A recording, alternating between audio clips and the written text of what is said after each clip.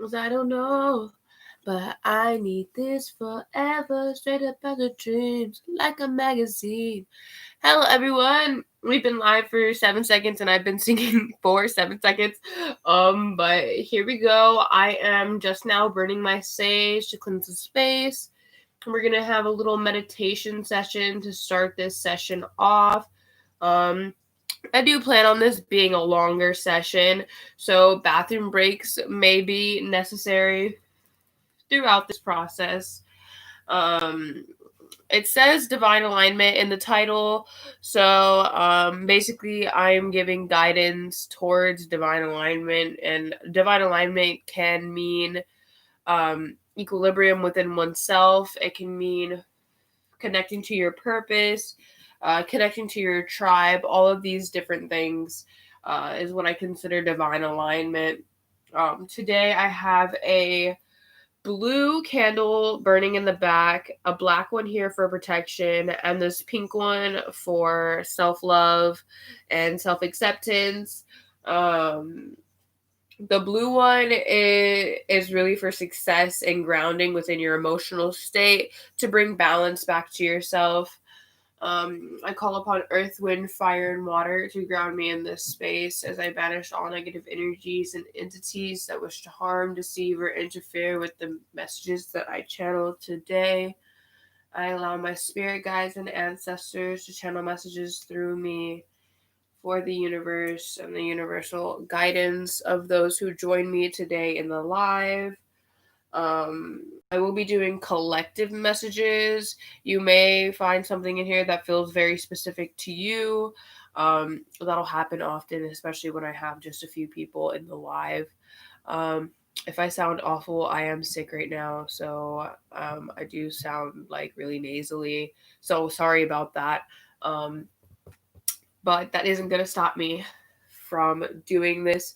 My incense is about to go out, so I'm gonna get another one real quick before we start. Ugh, what have we got here?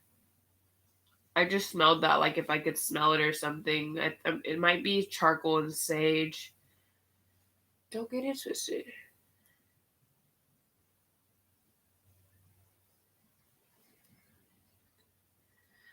Just go ahead and take a deep breath, everyone, as we go into a meditative state.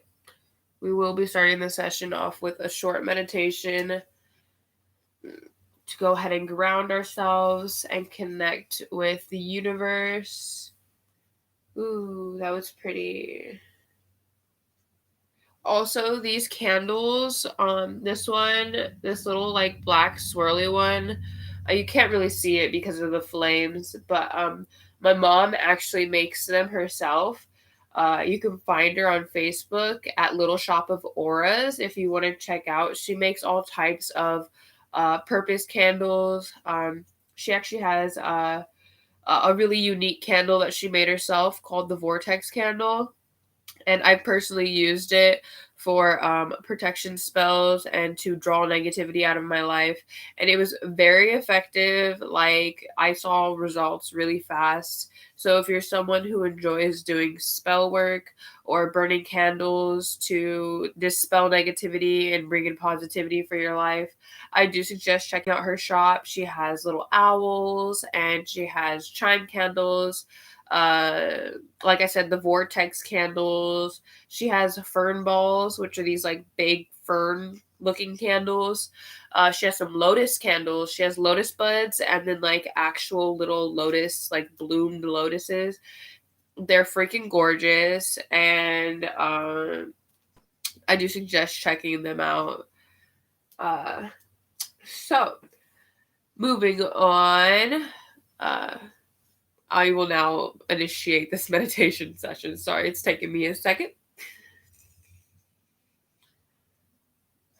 We're going to take a deep breath in for as long as you feel, and then slowly release it to the universe. Release all the negative thoughts, emotions, release your physical pain to the universe.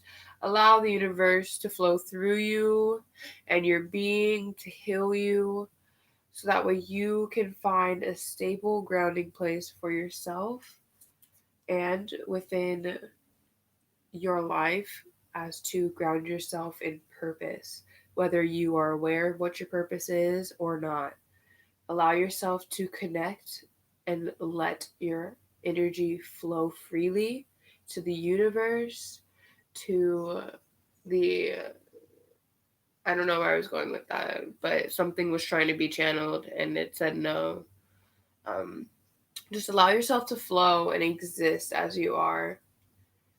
Don't force yourself to do too much today.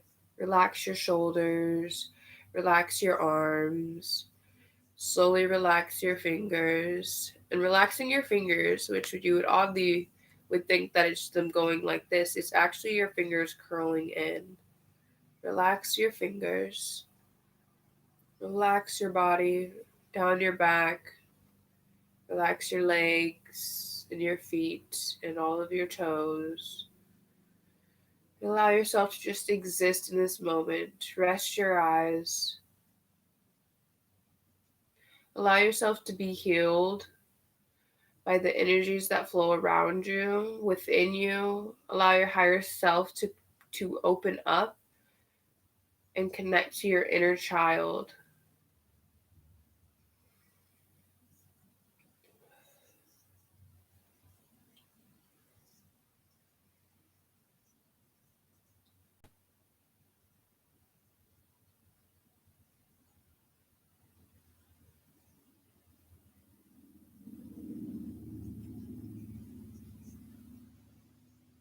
Today's spirit wants us to really look at the things in our life that prevent us from being aligned and connected to what we truly want to do in life. Um, there are certain blocks that don't allow us to see our purpose and how it aids us in our growth and how we move forward in life. We oftentimes go through life making ourselves feel satisfied as to please an idea that we used to live with or an idea that somebody oppresses on us. And spirit is at the point where the universe is at that point where it is time for us to release the need to please others or to be aligned with a life that does not serve us or is draining us of what our true potential. um, we have a lot of amazing alignments happening at this current moment. We just had Jupiter come out of retrograde, which was in retrograde for 5 months. And it was really impacting a lot of people because Jupiter is the planet of luck. So, of course, if it's going in reverse, this will lead to experiencing a lot of negative energies, bad luck, feeling disconnected, feeling like nothing is really going your way. And the planet has also shown a lot of this chaos with what's been going on with our societies, the other world, our other countries looking at America, us looking at other countries, and vice versa. Um, as we come out of that energy, we still have to experience that post retrograde energy. Um, and It's allowing us to fully release what we experienced over those 5 months, but it's also preparing us for the Mars retrograde that is happening. I'm pretty sure, I don't know the exact date, but it's happening this month or the beginning of October. And uh, this retrograde is really going to trigger a big release within things that we've been allowing to happen in our life that we no longer need to, things that have been causing a lot of inner battles with ourselves. It's really going to allow us to connect to our truth again and push away those energies that seem to consistently be walking all over us. Basically taking back your power and stepping into your big boy boots and saying, I'm not living this life anymore. I'm moving forward and I'm not going to let anything drag me down. Um, Of course, learn more about this Mars retrograde energy and allow it to guide you and lead you to where you're trying to go. Um, as you are moving forward, uh, also uh, release, like I was saying already, release the, why am I, no, I don't want a phone call. Get out of here. Excuse me, sorry about that. That was just so disrespectful. I mean, they don't know I'm doing a live, so it wasn't too disrespectful. Um, Sorry, y'all. My nose is trying to run away right now. Okay, so as I was saying, release those blockages within yourself. If you're in denial about a situation that may have been toxic to you, but you're aware, you're very aware, but you're telling yourself, no, it can get better, but you've been experiencing it for such a long time and you know that it's time to release it, go ahead and allow yourself to release that situation, whether it's a job, a person, your living situation, maybe a family member. Maybe there's something like a physical object that you need to let go of. Sometimes hoarding can be something that really causes a lot of conflict within our life because we're holding on to things um, that no longer are we don't use them, and it's really bogging down our energy. It's like allowing yourself to transfer to a more minimalistic life that involves in it, that when I say it in a more minimalistic life, I mean your energy, your physical um ownings, like everything, what you do, just minimalize it, because the more minimal you live in life, the less chaotic it seems to be. um just allow everything within you to really flow freely and not feel like you have to force or push anything to be what it isn't. We just experienced the I'm so upset. I just realized my music like 100% like stopped playing.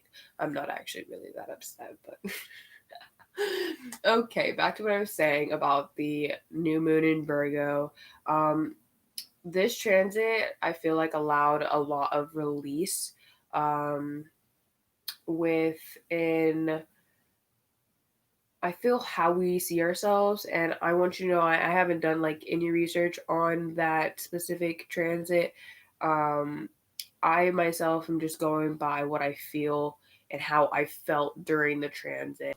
And there's a lot of inner releasing to allow new things to come in. And like I said, that's what's been happening all throughout this end of the year. And then in these last couple of months, is that universe is trying to push us to really release the things that are not serving us, the things that really are toxic to us. And this Virgo new moon really allowed almost like a full push into releasing that energy. And I feel like it's going to really help people who are especially in denial, because it's gonna as we go into the full moon, the next full moon on October 1st, as we transition into that, there's going to be no way to avoid what you are being shown. You are going to basically, I wouldn't say you're being forced, but you're going to make that decision to finally put your foot down. You're going to make that decision to allow the light to fully shine on that situation, because you're just genuinely tired of living life like that. I'm gonna put some lotion on real quick, and then we are going to hop right into the cards. I have like, I wouldn't say all of my tarot decks over here, but I have quite a few. Um, I'm thinking of using all of them.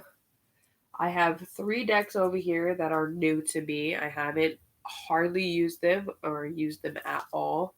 I might not use one of them because it's a Egyptian tarot deck, and I want to fully educate myself on Egyptian symbolism and all that before I hop into using that deck. Um, but the other two I might go ahead and use because they have a much gentler messaging, the way that they deliver their message. We have some angel cards and these beautiful Renaissance. So we're going to go ahead and see exactly what kind of messages they got for us. I'm going to just blow my nose real quick so that way I'm not all extra nasally trying to talk to you guys. I feel like I should be resting and not doing this, but I laid in bed all day yesterday and I didn't make myself feel bad about not doing anything. And today, energetically, I feel like really open and wanting to do this. So I'm committed to doing this because my physical may not be, but my energy is 100% ready for this. All right, so we're going to go ahead and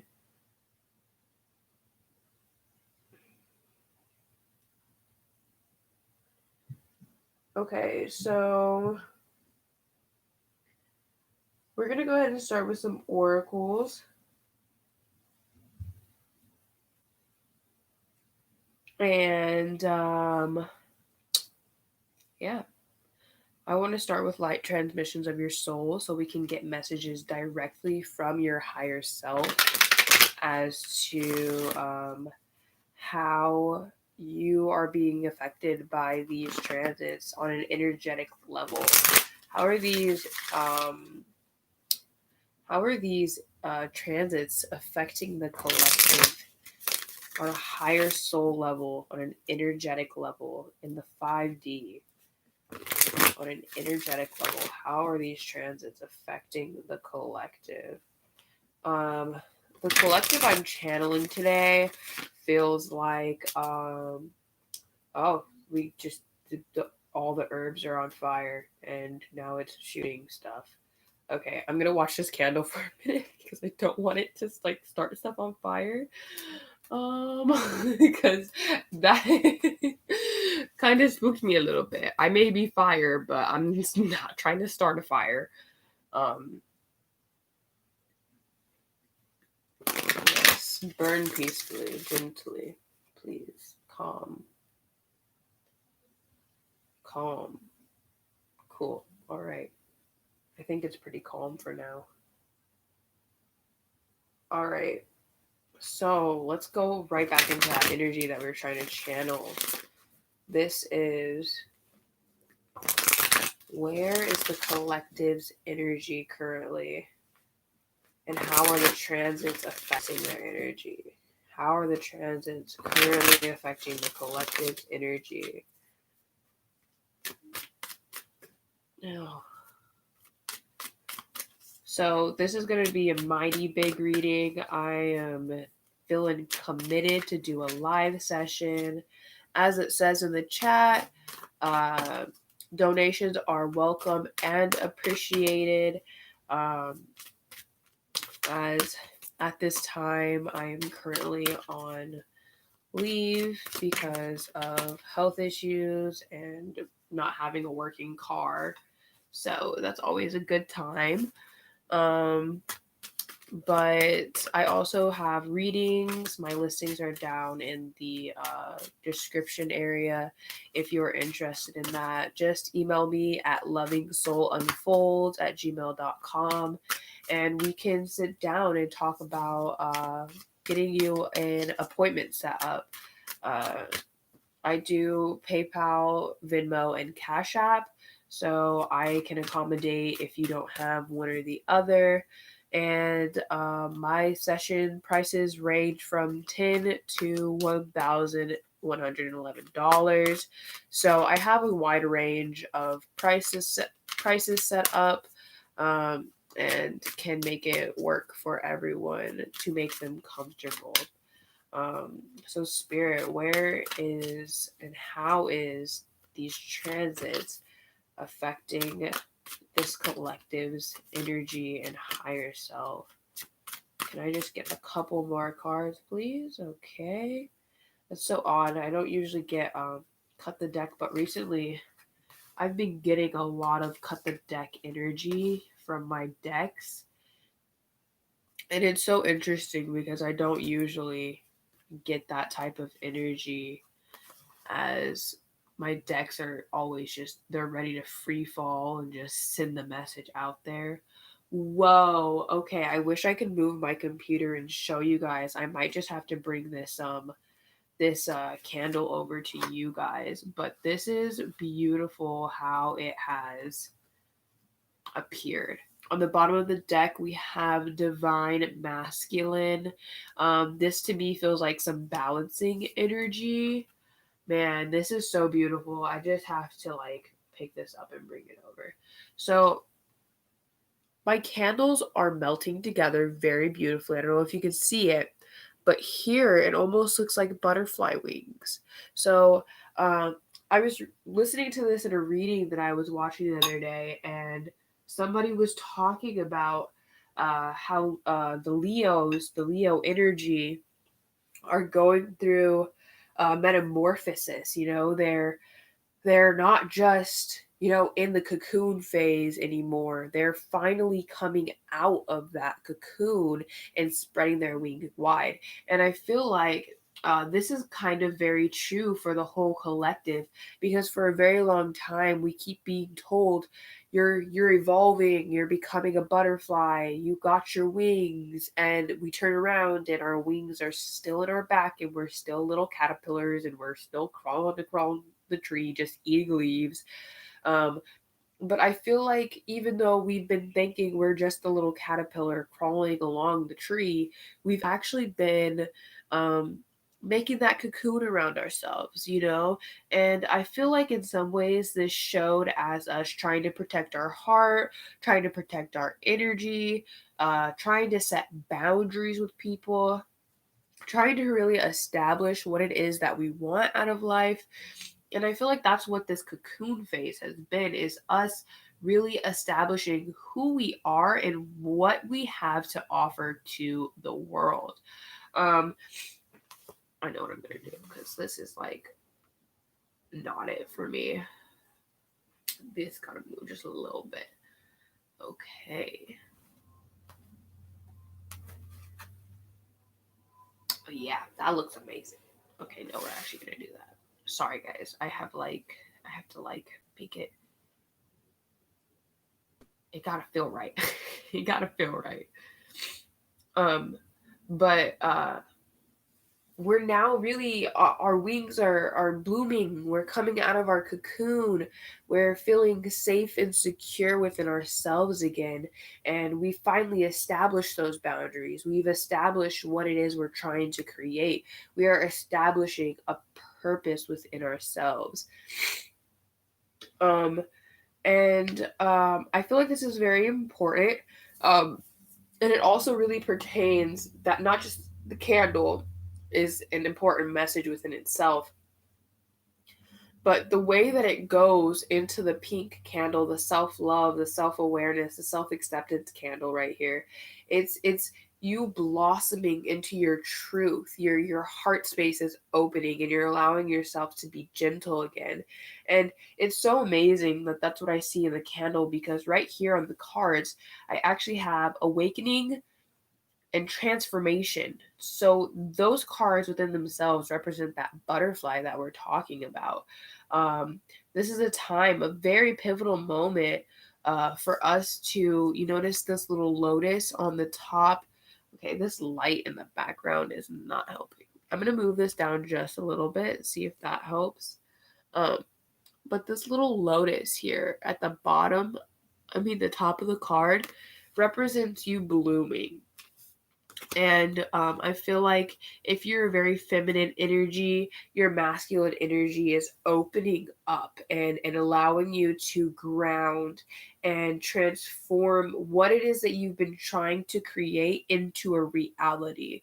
Um, with that sensitivity card, I feel like you allowing yourself to be gentle through your process, even though sometimes you may have got a little harsh with yourself, you still stayed consistent with remembering that as long as you accept yourself for what you're trying to do and who you are as an individual, you'll be able to get to that point where you're out of that uncomfortable cocoon phase and you're finally blossoming into that beautiful butterfly.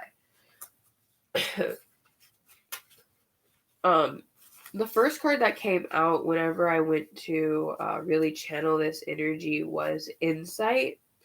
And I feel like this was actually a really important card because I was also asking your higher self what kind of energy they're going through with these transits. And these transits are really allowing for yourself, your higher self, to open up. And I have channeling over here, so this goes with that. Allow you to open up your energy and channel those messages from within, to channel what the planetary alignments are doing for you from within. So I feel like there's this big just there's like this energy inside you that's like bursting open. It's like there was a little box and it's opening and it's just expanding and exploding with a light that is a very gentle, very guiding, and allowing you to connect to your higher self. If you're somebody who has been on a spiritual path for a really long time and you're usually very connected, but you've been blocked off recently, you're going to be able to open back up to that and listen to your inner guidance. And I need to put a little note in the chat because this is going to be not, I wouldn't say it's going to be frequent, but it is an important message throughout this live session. So I just need to put it here real quick if my keyboard will work for me. There's a cat meowing. Okay, I'm gonna have to reset this, and I'm kind of salty about this. Sorry, excuse me. All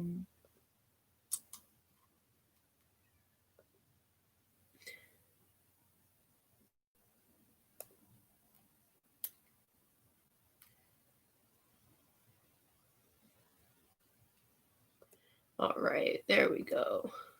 Now it should work. Sorry about that. My keyboard wasn't trying to cooperate.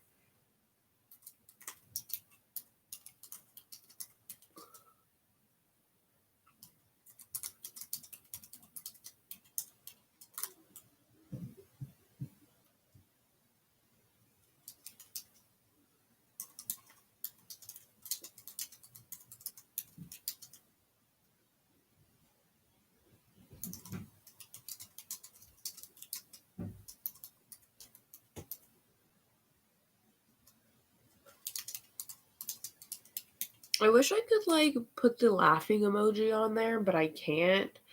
So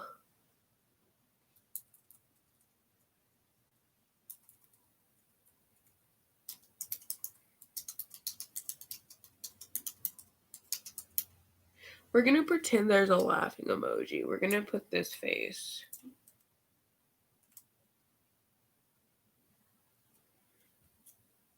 There we go. I feel like satisfied with that. All right, guys. I will see you in just one moment. I have to go to the restroom. But remember, we are on higher self energy, and that's what we are channeling right now. All right.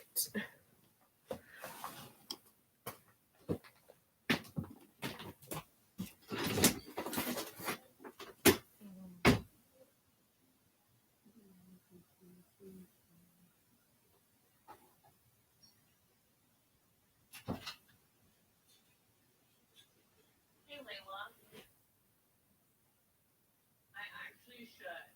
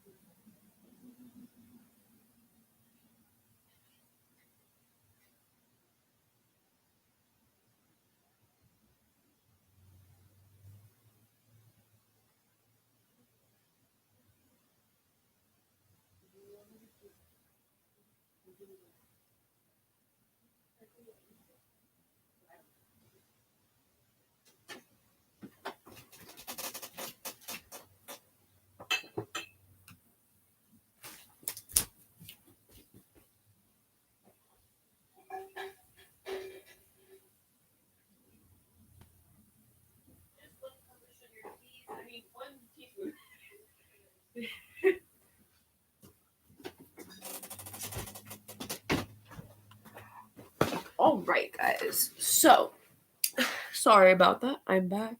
And my sister was asking me if I wanted some tea. So, she's going to make me some tea because she's a sweetheart and I appreciate her so much. Um, so, I'm going to light one more candle before those ones go out. I have my handy dandy, what is this called? Pencil container for my candles, and we're gonna light a blue one. I'm feeling blue vibes. So, I recently channeled the divine feminine energies, and I feel like a lot of the masculine is coming through right now. And the universe, it's all about balance. So we got to get that balance of that divine masculine energy back in here. So, this transformation that is happening here, this awakening within yourself, this blossoming of your energy is a call from not only your higher self but the universe trying to connect you back to your inner balance and back to what it is you are here to do on this planet. And I feel like a lot of you already know your purpose.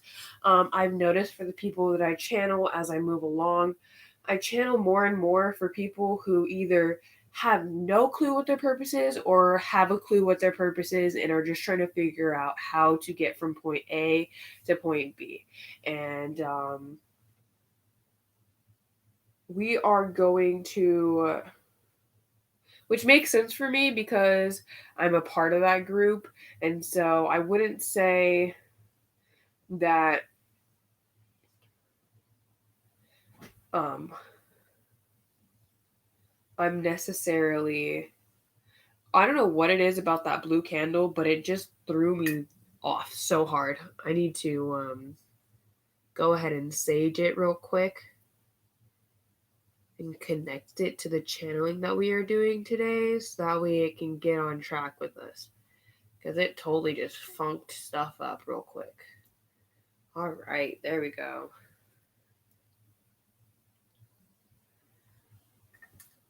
Whew. All right, I'm back. I'm grounded. We're Gucci. So, this balance that the universe is trying to bring is allowing for getting on track with your purpose. And I can understand this energy personally a lot because for a while there, I wasn't doing tarot, and it was kind of a really like low point for me because I was so committed to my tarot journey. I just wanted to give people readings and help them get, like I said, from point A to point B, and open themselves up to genuine guidance from not only the universe but themselves, to listen to their intuition. Um, and that's what I'm trying to get back to doing, is getting back to helping people open themselves up, to their purpose and to their intuition and connect to the universe. Thank you, universe, for confirming my truth. Jesus, my throat chakra is like going off the walls right now. But this is true for a lot of you as well. You may have, like I said before, that Jupiter retrograde, been very committed to what it is your purpose, what it is you were trying to help the world with, and it's like everything just went downhill. And it's because it's like story writing. I used to be very into it as a kid, and whenever the teacher taught us about the build up of a story and how you have to get up the hill. You go. We're gonna do. You see, this light here is not helping me, and my cat might be a little upset, but I'm going to close these curtains here because I need a little bit less brightness. There we go. Um, so there are these. You have to go up the mountain to get to the climax. Okay, the climax is that point in the story where everything seems to just come together. You understand why. Maybe you had to go through the cave to get to another different part of the top of the mountain, or why you had to climb the side of the mountain instead of just walking up a path. Once you get to the climax, everything just kind of starts to come together, right? And then as you go down the mountain, you face a lot of problems because you're going down fast. You go uphill at such a slow pace, but once you get to the top, when you go back down the mountain, you go down so much faster than you did going up. So that includes maybe you have caves that you have to go through there, but you might be going through them faster because on this side of the mountain, whenever you were going up, there were no threats in the cave. But now that you're coming down, all of the threats are there. You may be facing mountain lions. You may be facing challenges that you didn't before because of the fact that you're being tested. You're being tested to see if working up to this point was worth what you have to go through to stay at that point. You know what I mean? I don't know if I explained that very well, but that's how I'm understanding it in my brain. And as you're coming down, once you get to the bottom of that mountain, once you get to that safe spot on the mountain, you almost feel a sense of relief. You're like, oh my gosh, I made it over the mountain. I got where I needed to be. I understand. And there's just a big lesson. And so that way, whenever you get over the mountain and you get to the valley, you can keep that climax that you got at the top of the mountain and take it with you through the valley. You can take it with you as you go to the shore of the ocean and get ready to set sail on what it is that you were trying to accomplish. But you had to go from the bottom of the mountain to the top and to the bottom again so that way you can understand what it is you're doing and why you are doing it. I'm going to admit it sucks a lot because honestly, nobody likes needing to go into a cave and trying to rest for the night as they're going down the mountain, but lo and behold, a mountain lion is already there. You know what I mean?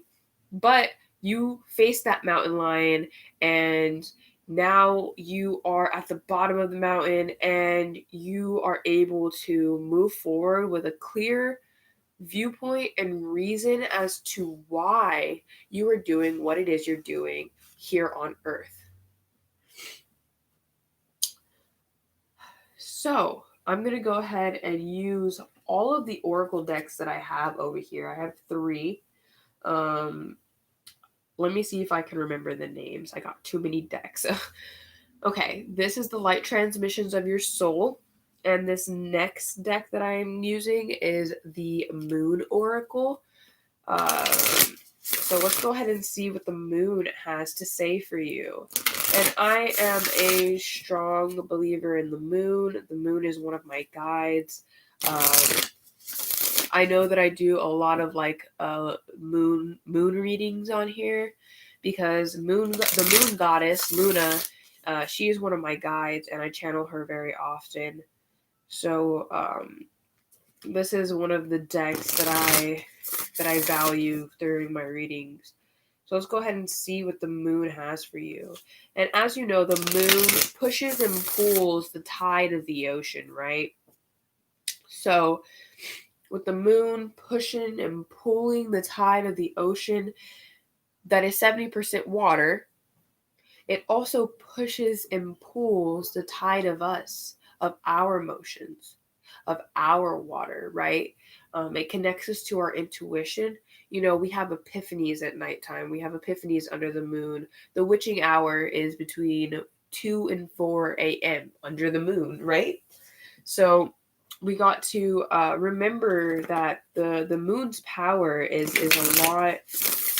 way more connected to us than we can believe, especially with the moon phases. And we just went through that new moon Virgo. So there's a lot happening within the grounding of our earth energy. So let's go ahead and see once again what the moon has to say to you guys. All right, let's do a couple of these. And I think this deck wants to be cut today. Let's see if any messages shoot out. Nope. All right. Let's see. Okay, this really applies to what I was saying at the beginning. There's that toxic situation that you're possibly in that's holding back your growth. That's holding you back from letting your wings come out of the cocoon. You've had to set boundaries, and there's somebody who's consistently overstepping your boundaries. And it's time to say no to these people. It's time to say, I am done with you trying to make decisions for me when this is my life. I decide what I do, and you don't have control here. You need to take back your power, right? And I feel like this is something closely related with your intuition. You may have already known a situation needed to end, like I was saying at the beginning of the reading, but you held on because you you felt obligated to this situation, whether it was a job, person, family, anything. You felt obligated to it, right? And I am here, spirit is here to tell you you are not obligated to cause yourself pain so another can be happy. You are not obligated to sit by and watch somebody else grow while their roots are being dug into your dirt, into your soil that you've been fertilizing and taking care of for so long. This is your life. It's your opportunity to make things happen for you. And you need to take that power and you need to make that happen. You need to pull their roots out of your soil and make it your garden again. Okay. I just got some tea, so I'm about to sip on that real quick and we will get right back to it. But it's nice and hot, so I'm ready. Boop, boop. Thank you.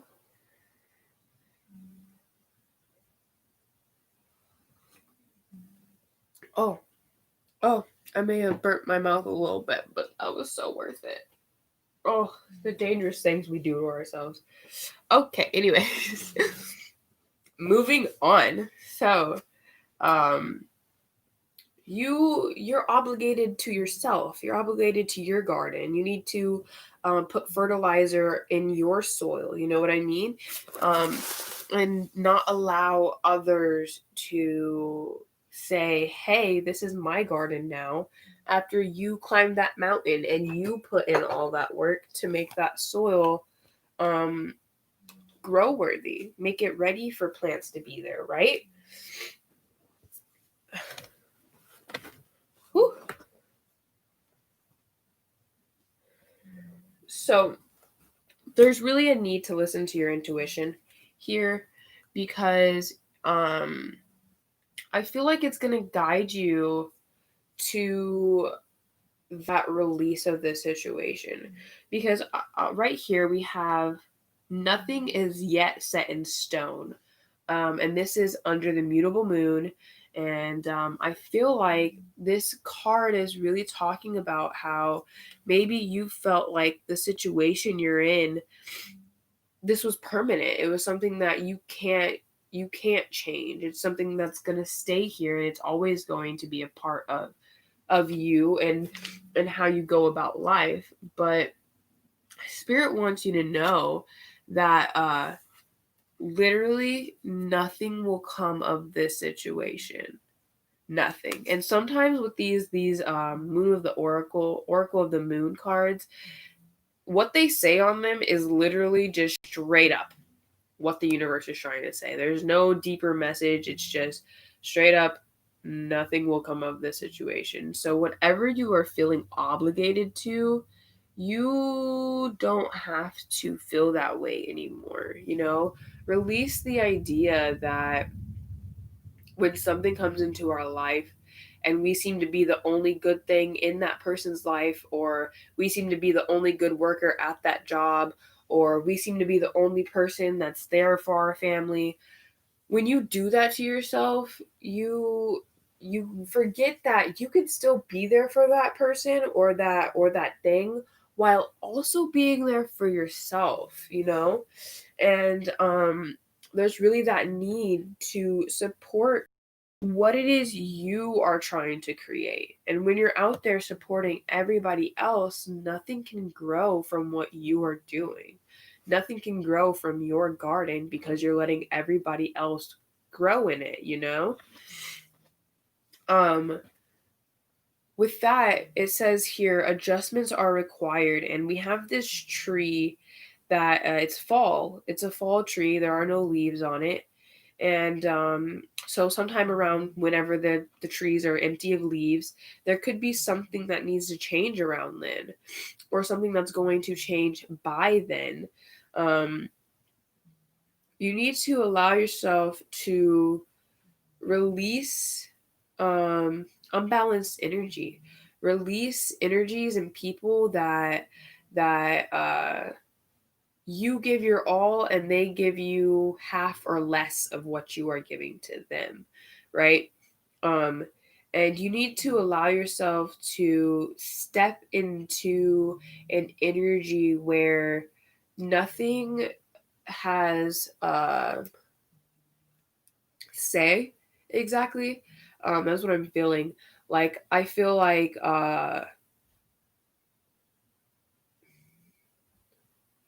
taking advice and getting help from people is always a good thing, but do not allow what they say to control every single one of your choices, as that can really cause a block within yourself. Because at that point, you're not doing what you want to do, but you're doing what they want you to do. That can cause a lot of self, like it's like you don't trust yourself. You won't trust your intuition when it tells you, hey, that person is not good for you, right? You're gonna just keep going, keep staying in their energy because you want to give them the benefit of the doubt. um but allow yourself to release that energy where you feel like you have to force yourself to listen or do what anyone specific tells you to do. um that nothing is yet set in stone card. It's very, also very forthcoming. You have the tides here that I was talking about. Your energy is always moving like the ocean. The ocean pushes and pulls seaweed from everywhere. Fish swim everywhere. They migrate and they move. There's this story, there's this really cool show. It's what's the word? When somebody, it's hosted by Will Smith, right? And he's one of my favorite actors of like all time. So I really enjoyed the show like a lot. And it's basically about Earth from outer space. It is the coolest show I think I've ever watched in my entire life. But I'm also like a low-key nerd and I love getting information. And in this story, that they're teaching us about the storms and how they're seen from the sky, from the astronauts in space, um, is that something amazing happens for our oxygen.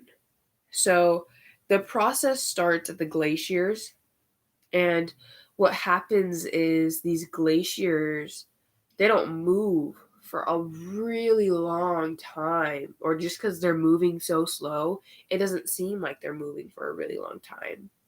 And so when they finally move, when they finally get to that point where they meet the ocean, what happens is not only does the snow and water from the glacier fall into the ocean, but the glacier knocks off bits of the iceberg into the ocean. And what happens is this falls into the ocean and it creates what are called, I can't remember, it starts with a D, but it helps with the process of creating oxygen. And so basically, all of the little bitty life forms that are microscopic that we can't see, they eat all the bacteria that comes from these glaciers, right? And these creatures never become anything. They just exist as little floating dots in the ocean. And at some point, they settle on the bottom of the ocean, and all of that bacteria and all of that what was inside those glaciers settles on the bottom of the ocean. And this is what later becomes sand in deserts. So this takes us from these glaciers in the ocean to our amazing deserts, and how that sand and that salt that is produced from the ocean is then released into sandstorms, and these sandstorms take all of these salts and dried up bacteria and takes it into the cloud. And what happens is then these clouds that just so happen to go over the desert take these to the Amazon rainforest, where it is then used as fertilizer for our trees. It is food for our trees. And it is so amazing how life does this, how our planet does this. It changes in so many ways. That's why new life forms are always found everywhere. And these the as the water falls and waters these trees, the trees then have more life. They grow more trees and they create the oxygen that we breathe. And this is how life happens. It's how it's essential. So when we sit here and we cry and we complain because our glaciers are melting, they're supposed to be melting. Maybe not as fast as they are, but you know, it's a part of our process of living as human beings, as living on this earth.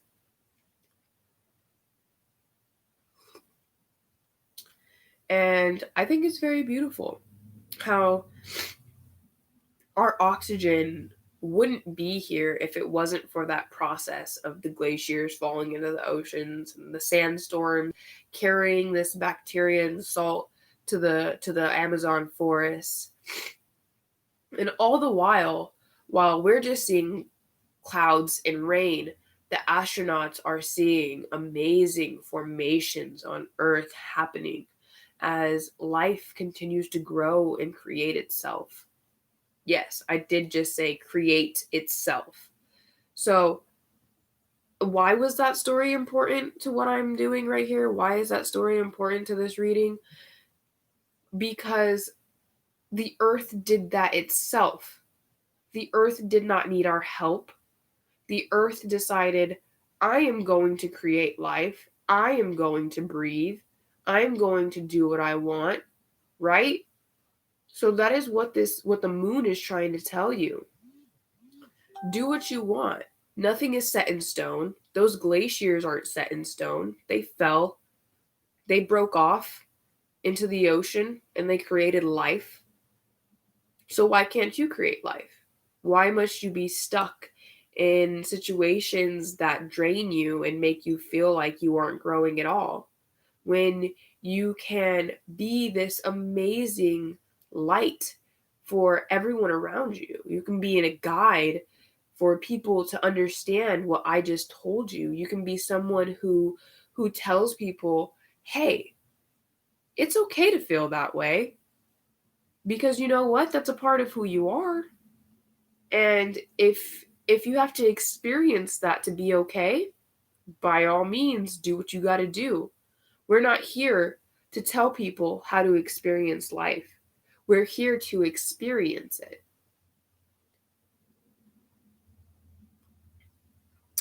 I feel like a science teacher right now. I need to go to sleep.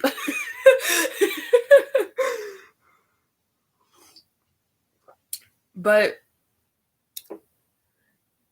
within this story, being able to watch that show, I'm going to find it because it's really a really good show, and I'm going to suggest it um and probably put it in the chat for all the people who see this live, because I really, really want everyone to see this show. It really shows how the earth does everything on its own and absolutely positively does not need our help, you know? Um, and we are foolish. We are foolish as human beings if we ever believe that the earth needs us.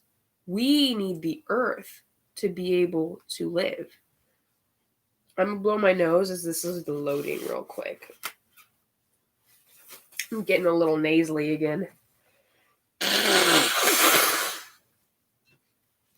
I hope people aren't triggered by that sound. It would be weird if you were. No offense. No. Oh my god. Okay, I'm just gonna find the show. So it's just, I hope that they still have it on here, or I'm gonna be really, really sad, because it's really a good show. And I think that everyone should see it.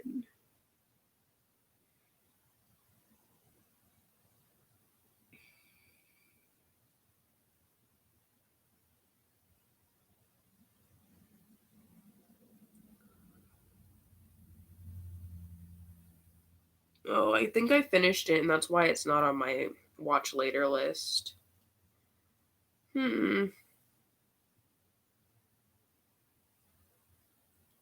Ah, this will help.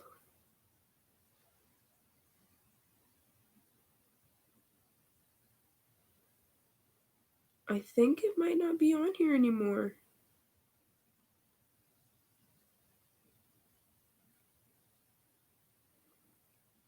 I'm actually kind of really sad about that.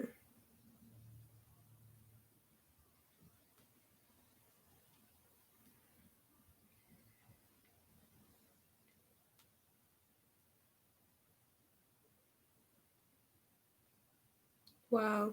They don't have it no more, y'all, and I'm really sad about it. Because that was a really good show.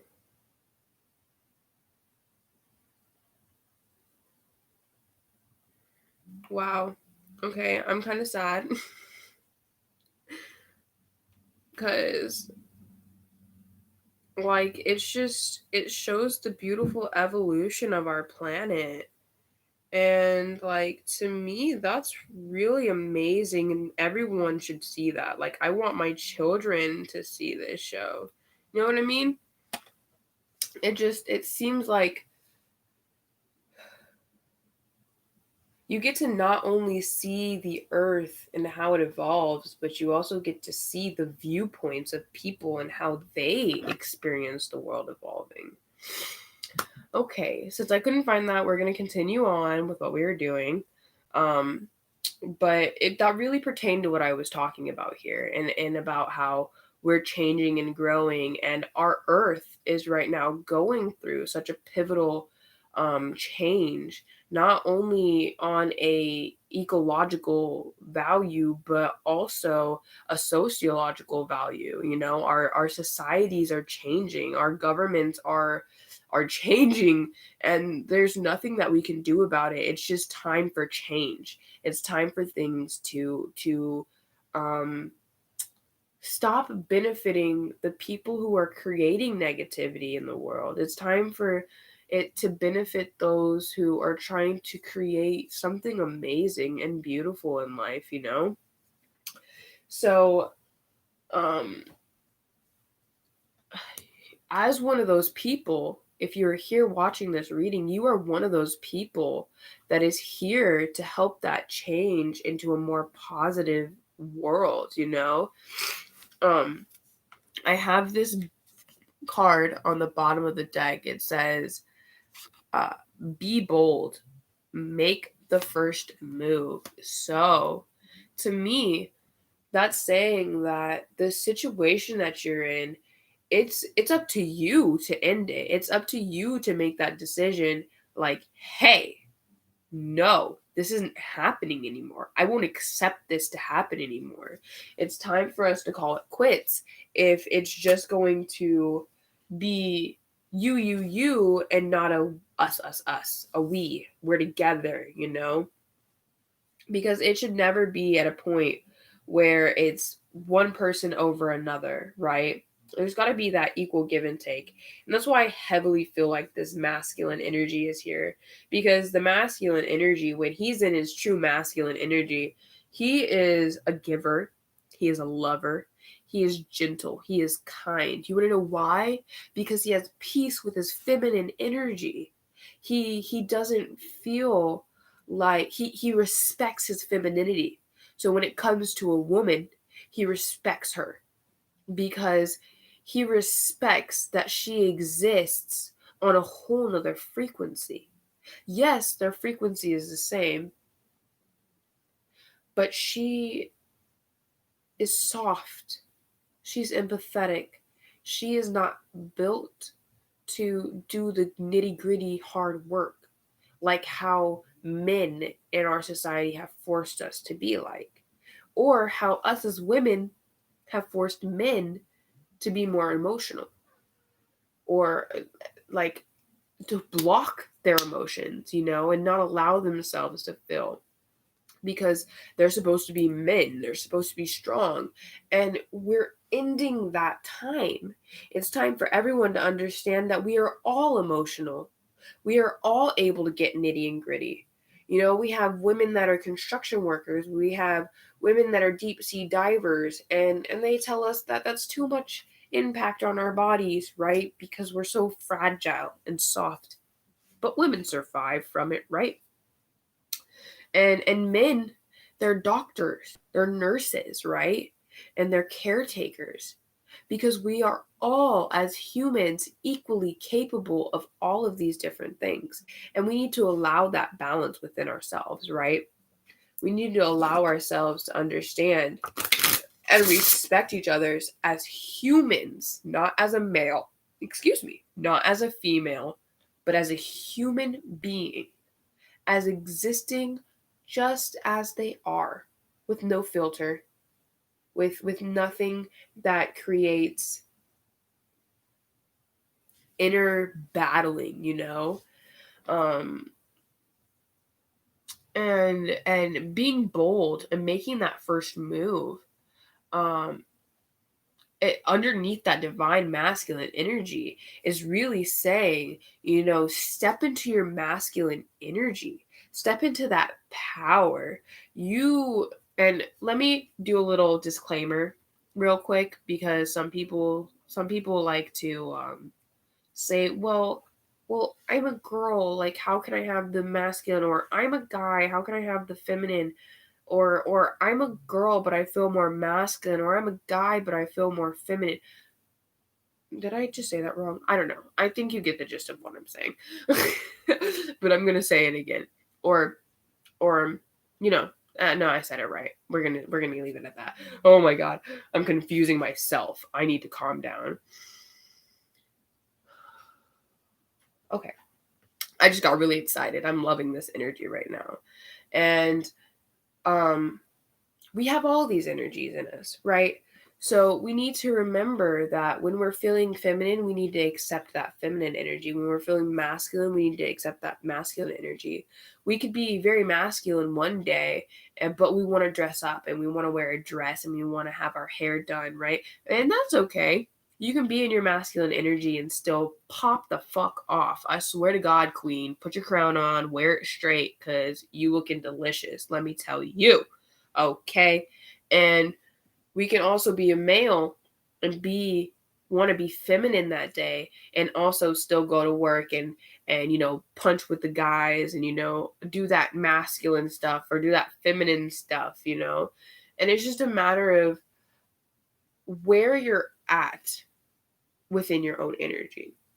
The masculine energy represents our crown chakra and our ego.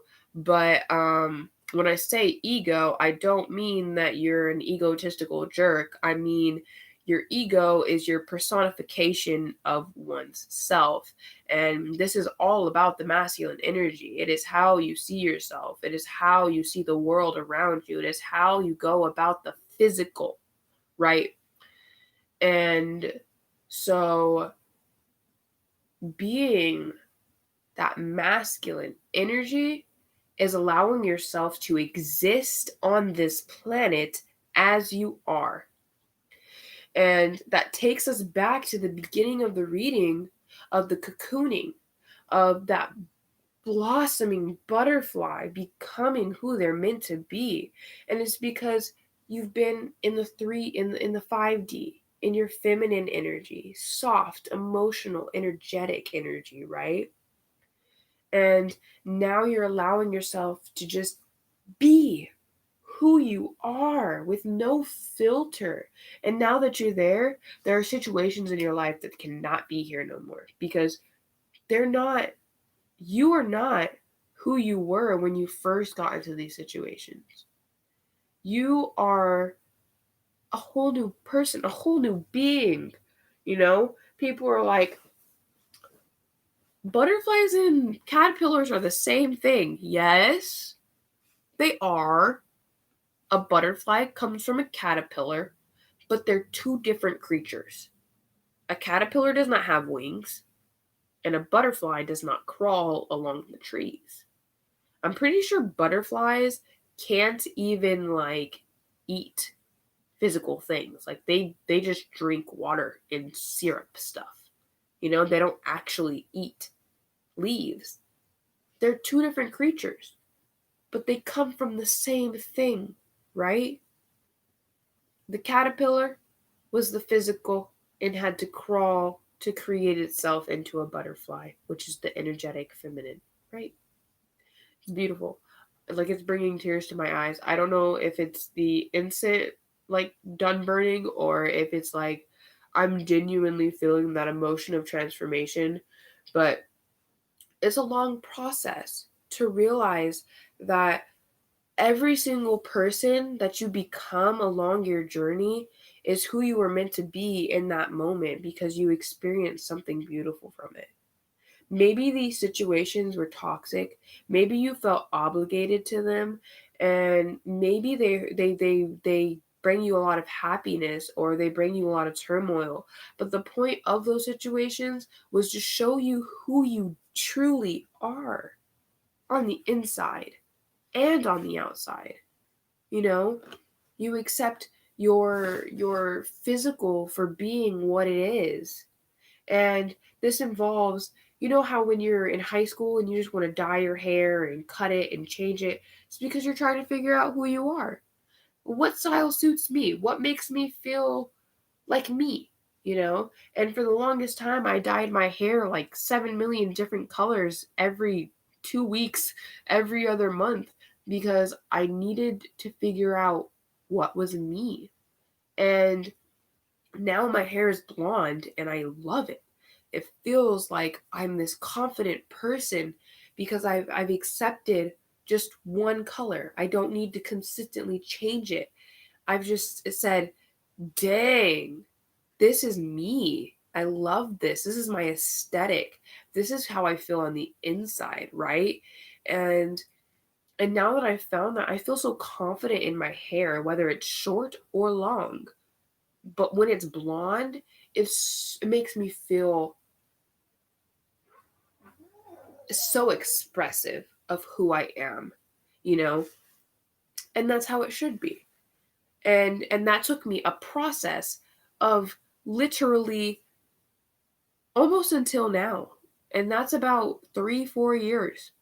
It took me 3 to 4 years to figure out exactly who I was on the outside. And now I've been working for 2 to 3 years on who I am on the inside.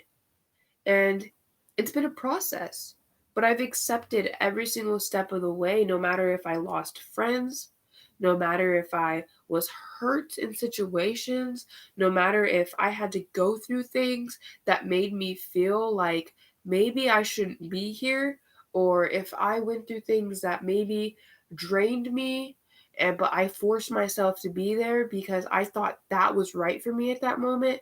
That's okay that I thought that, because I learned something from that. And it was amazing to experience it, because at the beginning of each of those moments, I did it because it made me happy. But as I grew, as I evolved, as I continued to build my boundaries on my cocoon, just continue to build them, I learned that wasn't me. I learned that who I am is not a personification of what other people think I am, but who I think I am. And I want to point out that on the clock I just saw 1:11:11. So you know who you are, but now you need to accept who you are. Be who you are. Exist as you are without a filter. Because allowing yourself to do that is allowing yourself to just exist and be and breathe the air that you were blessed to breathe.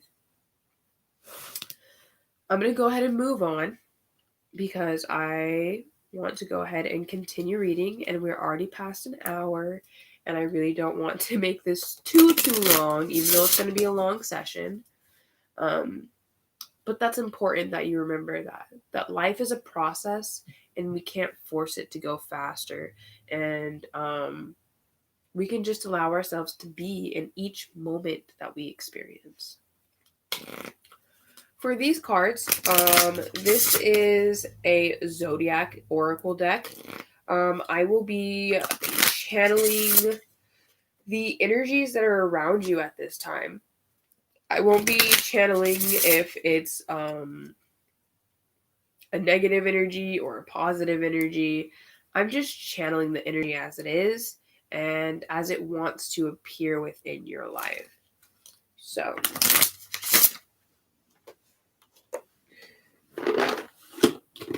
my tummy is grumbling at me. I don't appreciate it.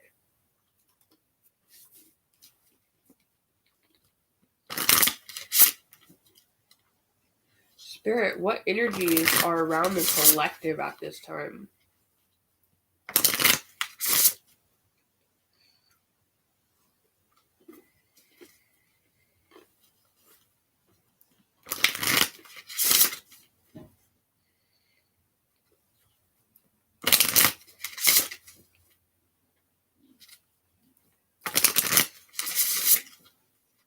All right, Spirit.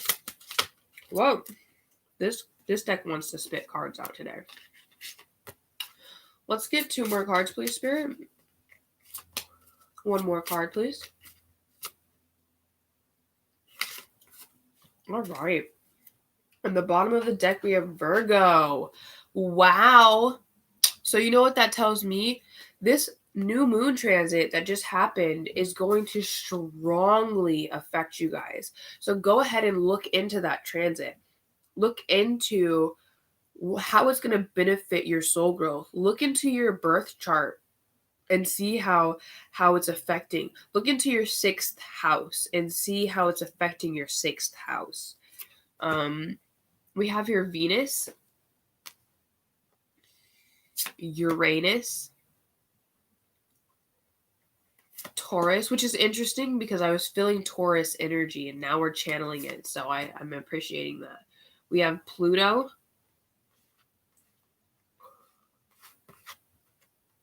and we have Scorpio. So we have 3 planets and we have 3 signs. But what I want to point out first is we have an amazing amount of earth energy. So I feel like the energies, you could have a Virgo, Taurus, or Scorpio individual around you. Also, like I said, check your 6th house within your birth chart. Check your Pluto, check Venus, and check Uranus. Check all of these placements.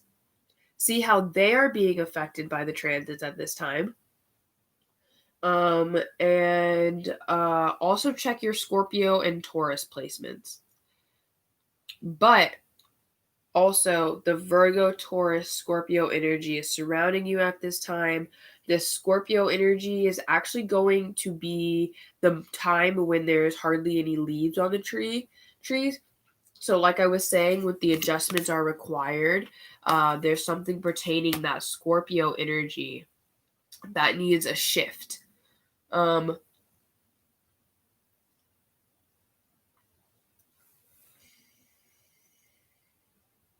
Check your 8th and 2nd house.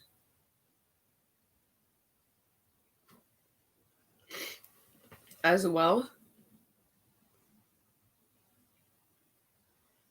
There's a need for grounding energy within yourself. I feel like it's because you're going through a Kundalini awakening. It's really affecting because I have over here on the Scorpio card, you can see the root chakra is highly activated right here with that light. And then moving on to this Pluto energy, the crown chakra is being very highlighted. So, remember when you're going through a Kundalini awakening, it's starting from the base of your chakra system and working its way up. And you could be heavily affected by that at this time, and that's why you're feeling these heavy shifts. You may be feeling like things need to change, like you need to stop letting people put roots in your garden and stay grounded in your truth. Why did I move this over here? I'm so confused right now, y'all. With these cards, I usually just check the energies that are around you. I don't really like read them, but I'm getting heavy take action energy, and there's a lot of forward movement. Release yourself. The Pluto card, he's got his arms crossed, and he looks like he's like saying like I don't want to do anything, but it's underneath the nothing will come of this situation card. So to me, what that says is that you're kind of being very stubborn, especially with the Taurus here. You're being very stubborn about ending this situation because you feel like there's something here that you are missing. Even though your intuition is telling you already know the truth, you are under the belief that there is something here. Spirit wants you to say, listen to your intuition, because what it is telling you is the truth. There is nothing more here in this situation. The tree no longer has its leaves, honey.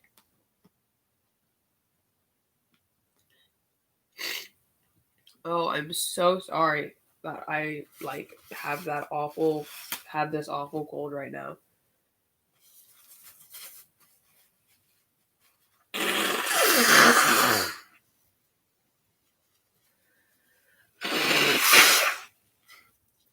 I was taking care of someone who was sick, and now I am sick. See what happens when we feel obligated to people.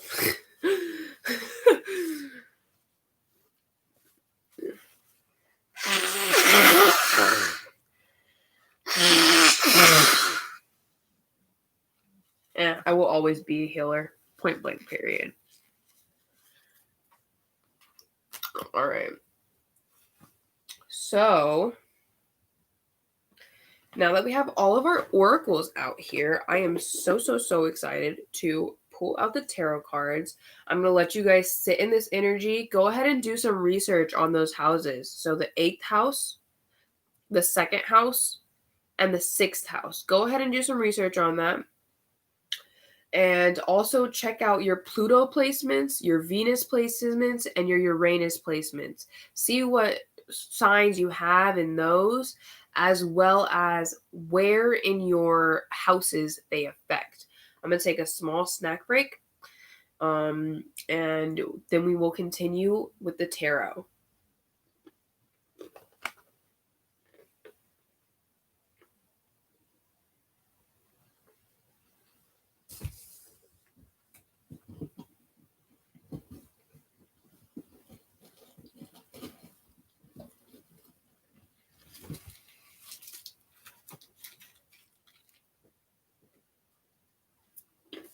Tip of the day: snacks by your bed are not a bad idea.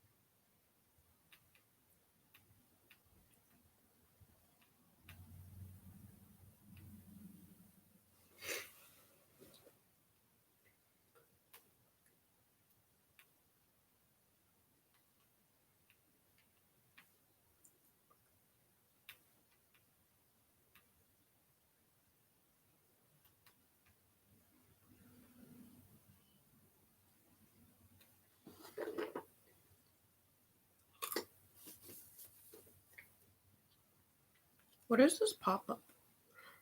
Oh, I'm clicking buttons.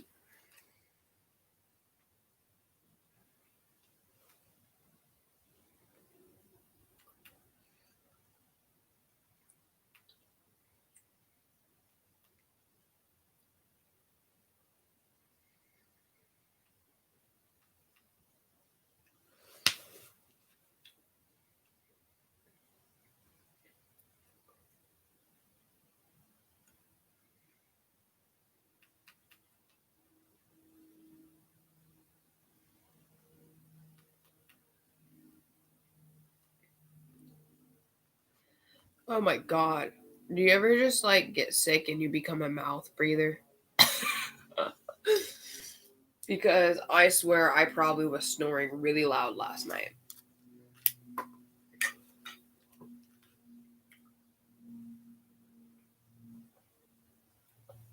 I waited perfectly. Now my tea is like at the perfect temperature to like gulp it without burning my mouth. It feels so good. Green tea when you're sick is a blessing. It's already making me feel like 10 times better. So I do suggest it.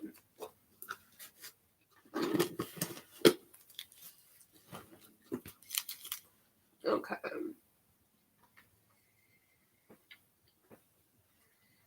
Mm. I'm gonna do these little oracle guys first. I brought them out here for a reason and I almost forgot about them, so I'm not gonna forget them this time.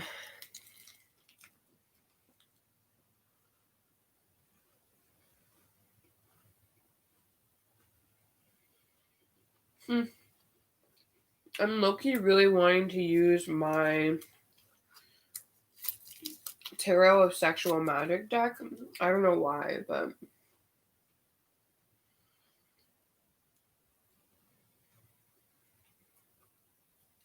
the universe is yelling at me to do it today. I'm having a struggle picking this last deck.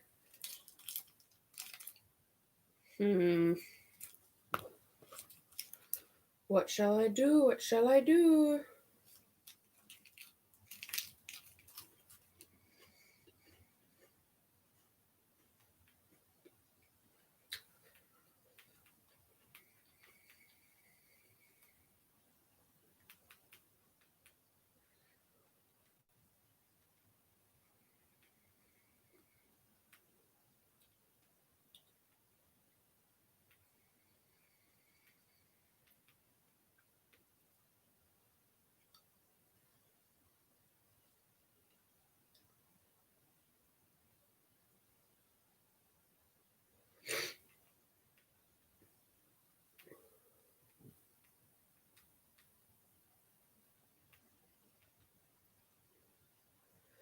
Oh,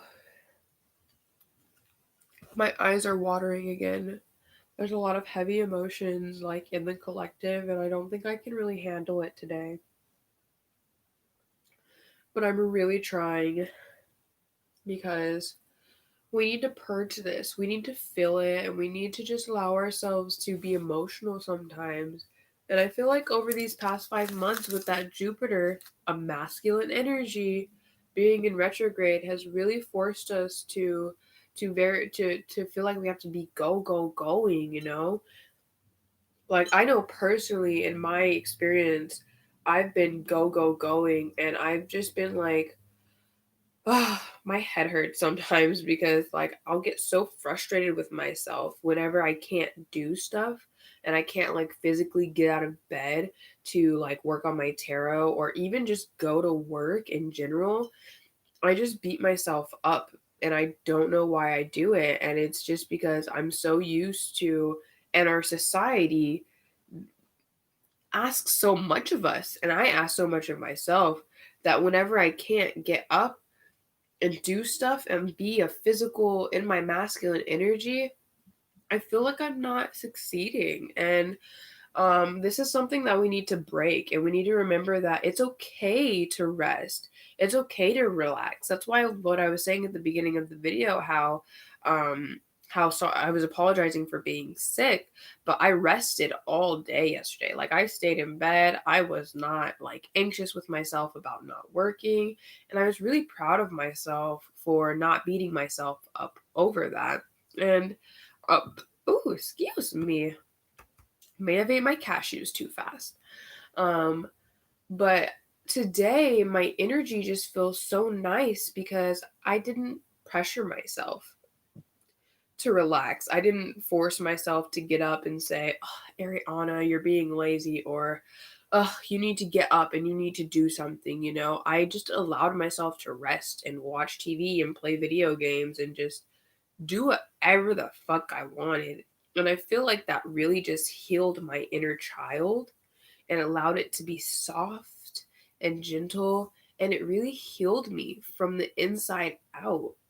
And it was just a really nice feeling. And I feel like we should allow ourselves to feel that more because it's just nice. It's such a soft energy, it's a welcoming energy. You guys, when these candles are done burning, I'm gonna show you this wax because it's literally so beautiful. And that blue candle that we started at the beginning is still burning. It has not gone out. The pink candle and the black candle have, but that big blue one is still burning. And I think it's because I had herbs in there. It was an herb candle that I created myself. And yeah, that bad boy's going. He is trying to ground that masculine energy and bring in that success in the physical. So today I'm going to use, I think, 4 tarot decks. The reason being is I love to dive deep. I love to dig and see. I gotta take this bracelet off. It's not charged and it's really irritating my energy. Ooh, I wonder why that was so. Okay, so the reason I made that discovery with my bracelet is because this message needs to be delivered to someone. If you wear like bracelets or necklaces that have crystals on them, charge them. You need to get selenite. You need to cleanse them and charge them every single night when you go to bed. Because if you don't, the negative energy that was on them from the previous day is going to carry on over with you.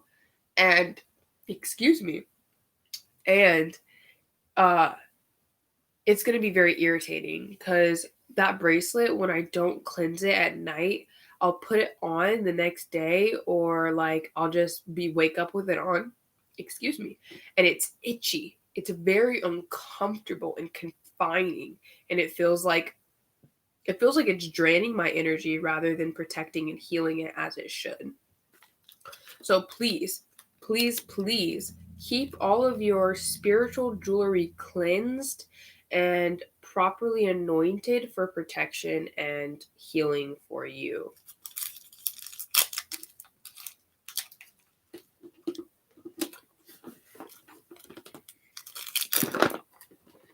Okay.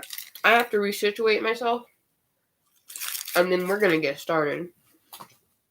That break was too long.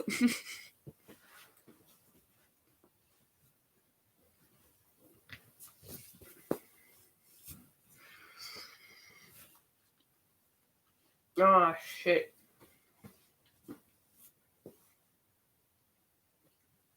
I don't know if the person in here is female or male, but if you're a girl and you've been pregnant, I swear to God, these children, they be doing things to your body. I will be back.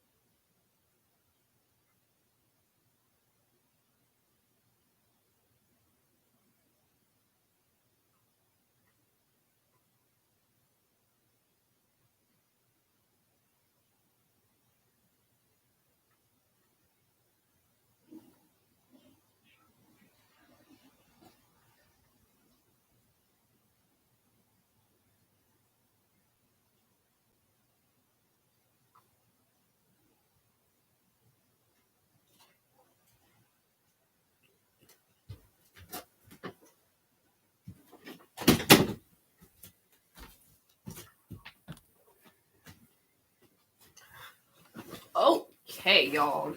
I'm feeling rejuvenated. I got some tea. Had some cashews. I'm feeling fire. We love a snack break. It's a blessing. Okay, so before I move into the tarot, once again, I have to do this little oracle deck.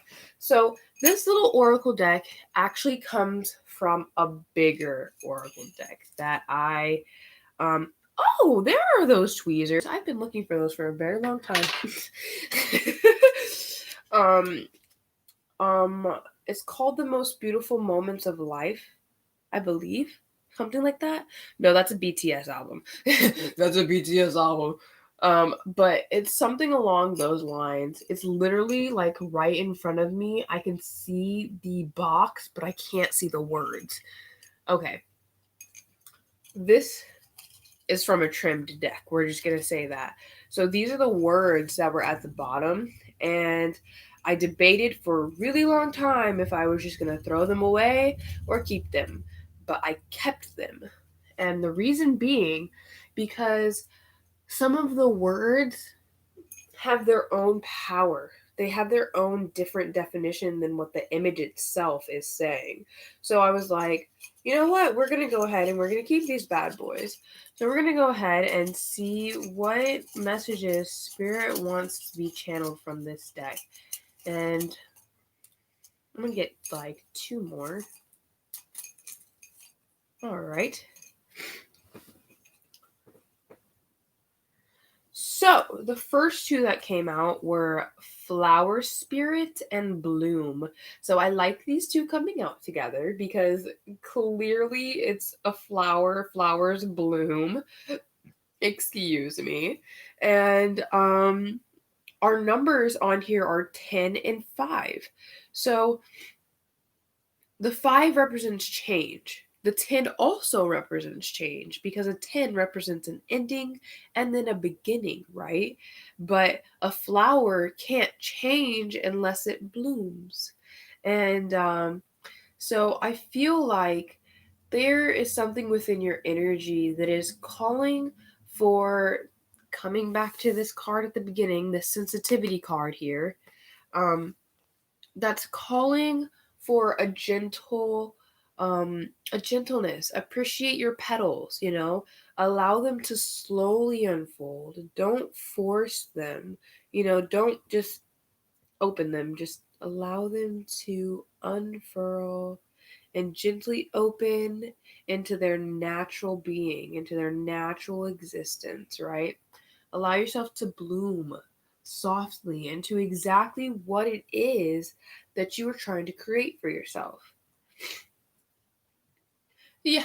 Oh, I love this so much. This is why I like this deck, and this is exactly why I cut it up. Because saying cut it up sounds like so like violent. Oh my goodness. Okay, so moving on. This is pure nature. So whenever I said to softly allow yourself to bloom, just do it within your energy. Accept your softness, you know? We have this divine masculine energy here.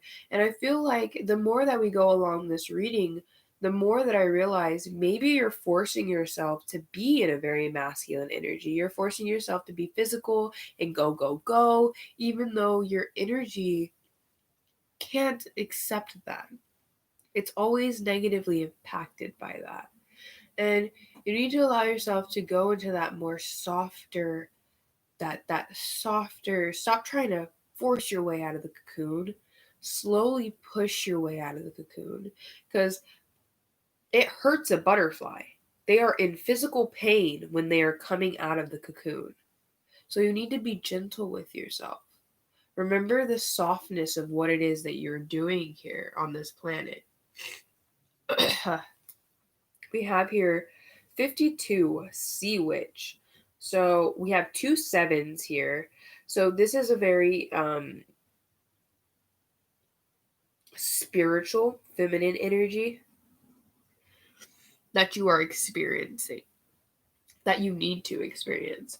This Sea Witch tells me that um, maybe there's something that's emotionally blocked. My throat chakra keeps going off.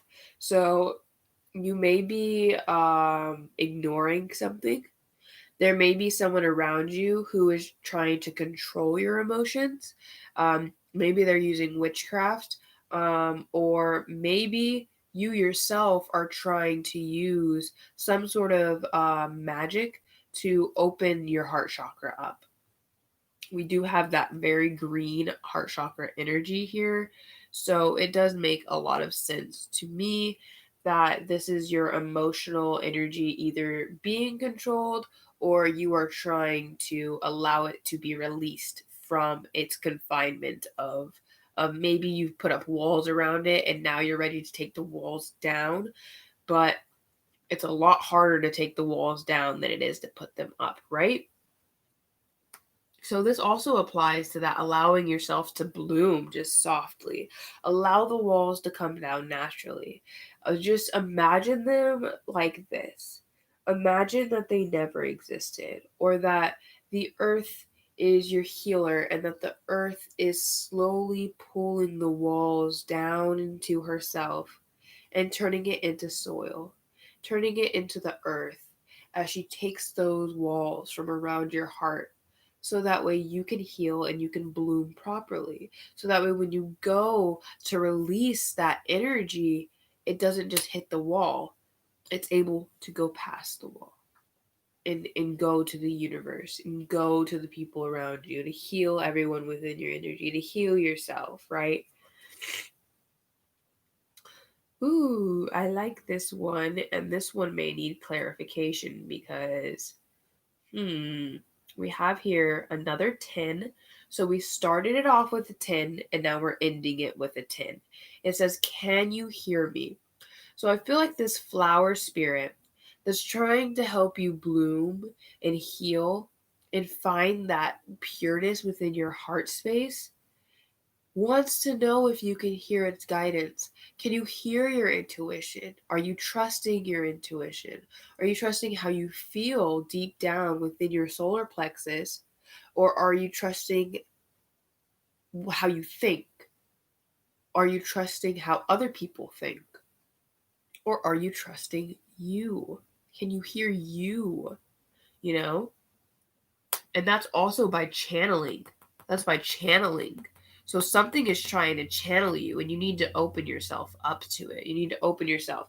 And that's next to that divine masculine and Taurus energy. So there could possibly be someone that's trying to get a message to you, and they want to know, can you hear me? They may be doing it on an energetic level and working their way to a physical message. And they want to know, can you hear me? Can you feel me? Am I making an effect? You know what I mean? Ooh, we're loving this energy so much. Like, we have this big transformation that's happening within you. It's just a matter of you for this transformation to really take place. It's a matter of you allowing it to not have control over you anymore.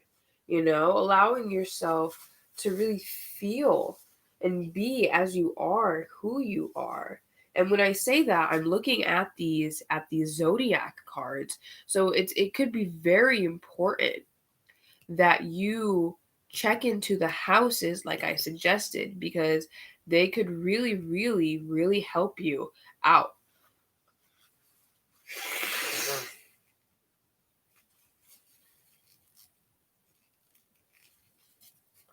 I need to take some notes real quick for my Facebook group, because I am about to share this with them, and I'm going to make sure that they look into those houses, because I really feel like checking out your 6th house,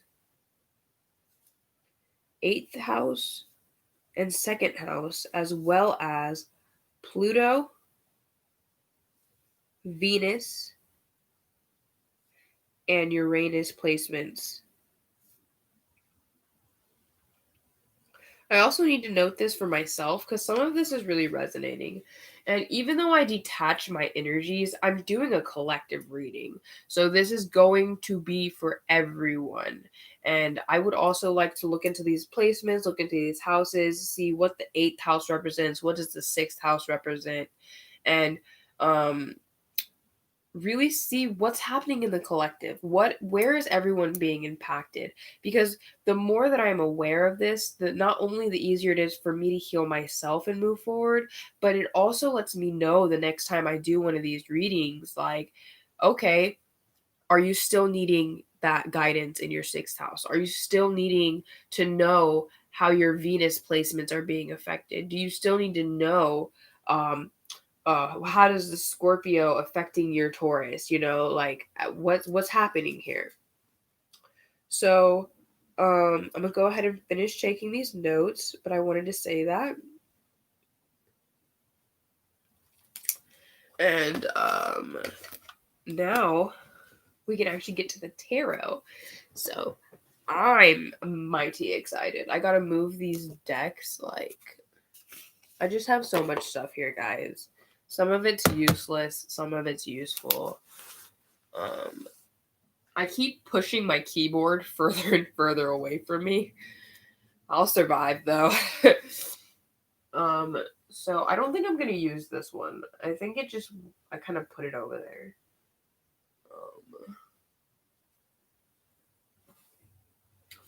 I can't decide between these two decks, so they're both coming. So we have 5 tarot decks for today's reading. I will be using 2 for confirmation, just so that way we can make sure that everything is coming out how it's supposed to. And we're going to be using 3 for the overall message. I'm basically going to channel each of these decks until the spirit tells me to stop channeling a specific deck.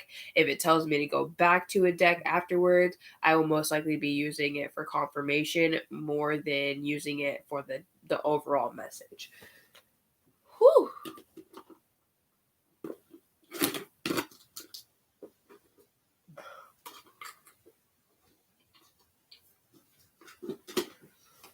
All right.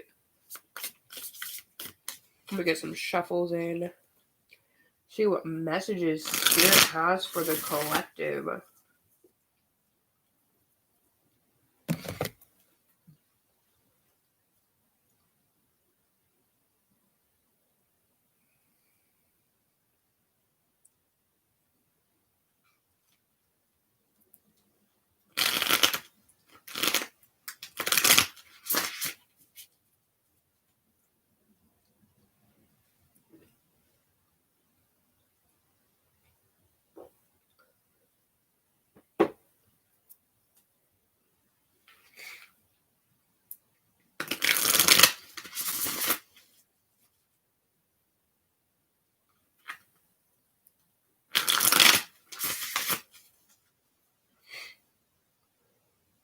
I've officially became a mouth breather, and I'm low-key really over it. Oh, this deck is done being shuffled. It's like, come on now, channel the messages. So my tarot cards are usually more forthcoming than my oracles. So if cards fly out, that is spirit saying, this is the message. Do not ignore me, please. All right, so let's go ahead and see what messages does spirit have for us. All right, we got these 3 cards first. We got this tower card that came right. All right, I'm going to go ahead and flip these bad boys over, see where this takes us. I'm going to move these up and even them out up here as best as I can. I'm really so excited to show you guys these candles. Like, the way they're burning is just, ugh.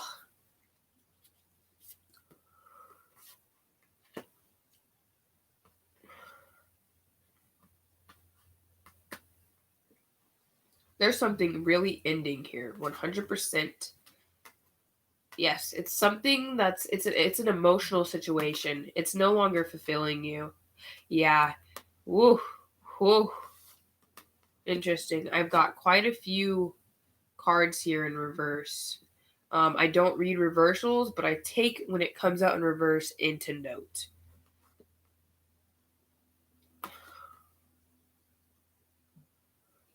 Yeah. So what I'm getting here, whoo, baby girl, that hurts. Please stop. There was a situation here that you, like I was saying, this is a very consistent message, but I feel like this is confirming that it was with another individual. It could have been a relationship, or it could have been somebody who was like your boss, especially with the 5 of Pentacles here. But there is something here that was, you gave and gave and gave to the situation. Like, whoo-wee, I need to fix my lighting so that way you can see this, because I am like, this is something I feel like you guys need to see. Like, it's kind of mind-blowing to me, and I know that if I try to show you, my camera is going to be like, yeah, it's too bright. But I know for a fact that I fixed my lighting and it should be better, but it's being dramatic. Like, I didn't realize it was that bright outside today. Okay.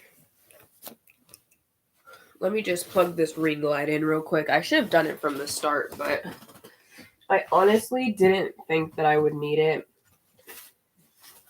But you never really know whenever you're doing this kind of stuff.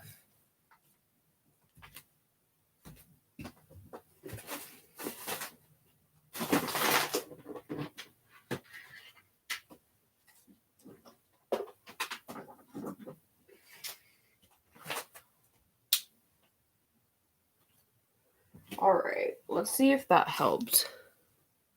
Oh, that helped so much. I should have done that from the beginning, you guys. What have I been doing? All right.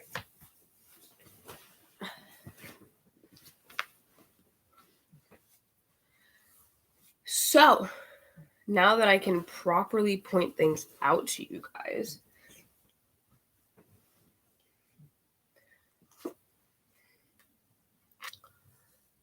oh yeah, nice. So you see this Queen of Wands? She has this cauldron here, and it has this rainbow that's going this way.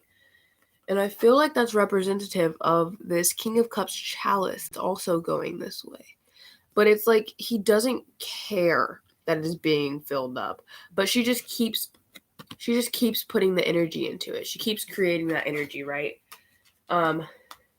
So there's really something here that's emotional, it's passionate, or it once was emotional and passionate, and now this King of Cups energy is no longer like accepting this energy, and he's just kind of like, he's not interested anymore. But he keeps sitting here pretending that he's interested when he's not. And I say it like that because the energy is just, it's grimy to me. I feel like he's only doing it because he's really drawn to your energy and he wants your energy. He doesn't really like care about what you're doing for him or how you're trying to help him.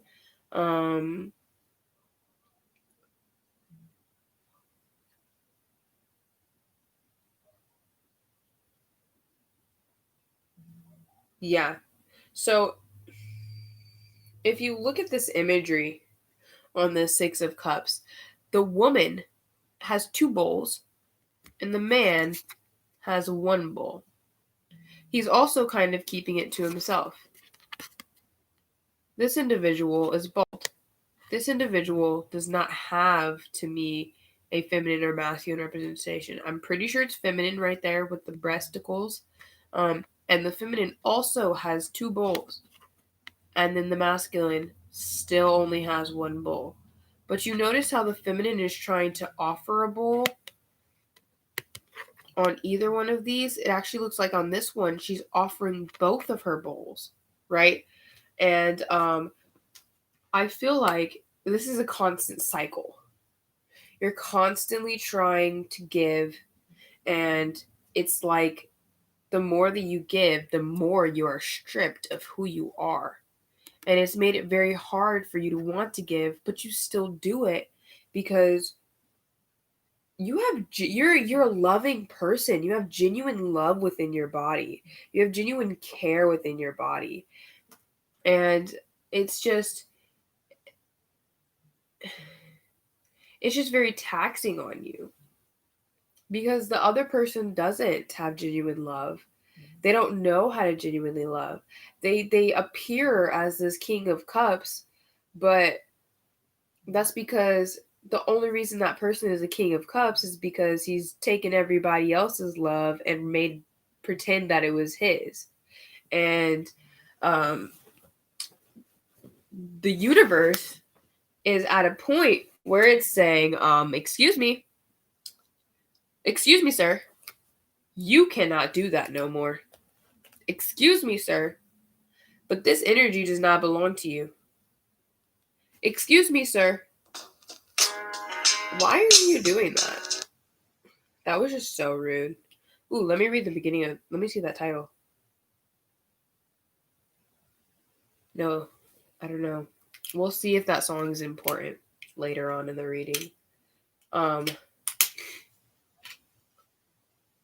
But the universe is saying, I'm calling back that power. It's not your power. You need to give it back to the people that you took it from. There's a tower moment happening within your life that's causing you to realize this energy. I feel like you're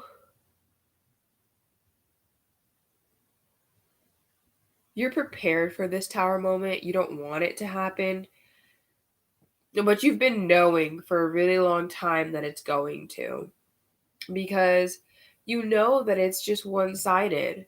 You have this Five of Pentacles energy where you're constantly putting your energy out there, but you're just left behind. You're left in the cold. This person treats you as if you're an option rather than you are the choice, you know? My toes are really cold, guys. And I think I'm literally about to put just one sock on because my other foot is underneath my pillow. All right. We love warm toes. Okay, so I'm going to cut this deck and look at the bottom overall energy of this message. Oh, I love this. Okay, so even though you're feeling this sort of remorse within yourself, because you're like a little rainbow child, you're creating so much love and light within yourself and within your community that at this point, you're not letting people shit on you. And that's why I feel like even though you don't want to let go of the situation, you are. you're closing the door on it. You're saying, I can't hold on to this anymore. This is toxic for me. This is making me hurt. We have these Four of Pentacles. So finances could have been involved. And you're just saying, I don't care anymore. I'm so tired of feeling like I have to be in a battle every day just to feel okay, just to feel sane, to feel like I don't, that you want to feel good enough. You're good enough, but you don't feel good enough when this person is around you because they treat you like you're not good enough. And you're just done. You're like, I've given my all. I'm done giving my all. And I'm closing the door on this nasty beast of a situation. And below that, I want to point out that it's the Eight of Cups. So you're walking away and you're finding emotional peace for yourself because you know that that's what's best for you. You're grounding yourself in your truth. And that truth is knowing that some things just are not meant to work out no matter how much we give and give and give to it. So moving into the next deck, I think I'm going to use, that was the Circle of Life Tarot. So think of that as this is a cycle that you've gone through. It's a lesson that you've been learning. And you may have gone through this several times. And this is the point where you're finally realizing with the Judgment card, I don't want to experience this cycle no more. I just want to end this overgiving and find an equal give and take situation. Excuse me. This next deck I'm going to use is the Crystal Visions Tarot. This is one of my newer decks, but I feel so connected to it. Like, literally, the night before I got it, I had a dream about it, and, like, the message was, whoo, honey. It smacked me in the face and said, bitch, you need to listen. So I really enjoy using this deck because, well, now it's telling you, bitch, you need to listen. So let's see what it's got for you. Also, if you're someone who's like language sensitive, who is knocking on our door? I don't.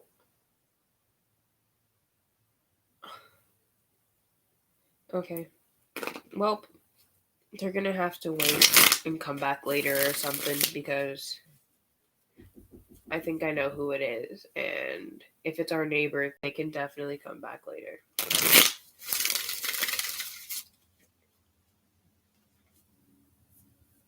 So,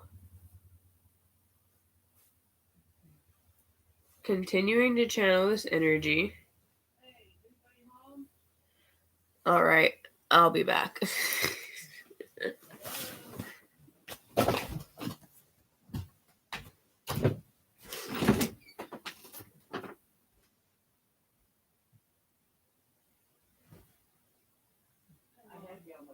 No, you're fine.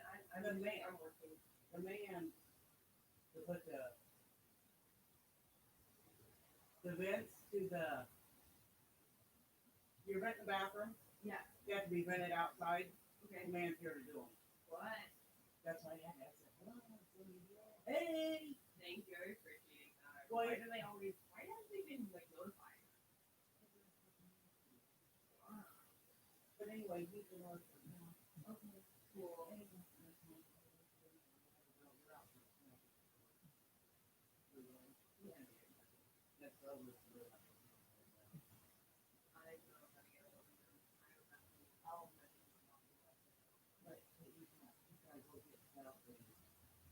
I'm like, hello, so we can't the fucking window. I appreciate it. You're welcome.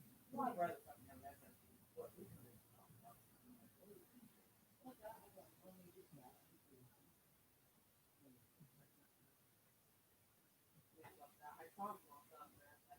There he is. Yay. Well, I'm gonna let you get that one back.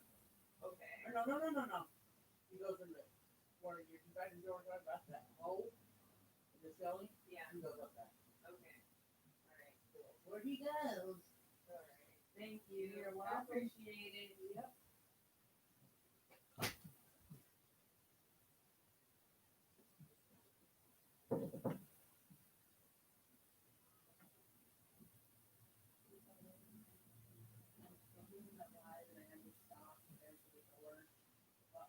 Somebody else is going to the door.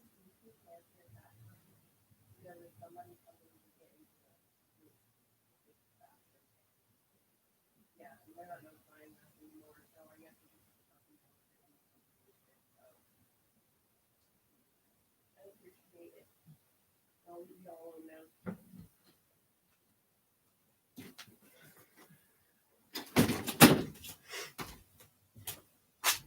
I feel like I'm never going to get this live done. But that's okay. That's life. We have interruptions every once in a while. But we've been like getting renovations on our apartment recently, and they don't give us notifications. So my neighbor was letting me know that the people are here today to do stuff. So that's fun. We love committing to long tarot sessions whenever people decide that they want to come and interrupt. All right, let me get back into a place of zen and reground myself. I'm sorry that took so long. We're gonna hop back in. All right. I need to burn some sage. My energy is all discombobulated now. That was just beyond me. I appreciate my neighbor though. I don't blame them. But I wish the people of this apartment building would like gain some structure or something, because we've literally had people come to our apartment like 5 times unnotified, and it's kind of getting irritating because sometimes I have plans to do live sessions and then I hear that knock on the door and I'm like, oh fuck, what do they got to do with the apartment now? And in my room, there's actually a trap door in my closet. So whenever people come to do work down there, I have to pull everything out of my closet just so they can do stuff and renovations. And I'm so over it. Luckily, I'm pretty sure they're done down there, so I won't have to do that for a while now. So that's cool. But hopefully we won't have any more interruptions. I asked my sister if she would answer the door when that man gets here. Which I appreciate her for helping me always. Okay, we're re-cleansing this space, calling upon earth, wind, fire, and water to ground us and protect us and heal us of all the negativity that tries to attach. Oh my gosh, okay, I have a rant when I'm done with all of this, but it's just I need to get it out, and it's about tarot, and it's very important that people know, because there are a lot of people out there that are trying to say that tarot is evil. It is the way that it is used that makes tarot evil. Just keep that note in mind, y'all. Because I swear these people be trying. Okay, so.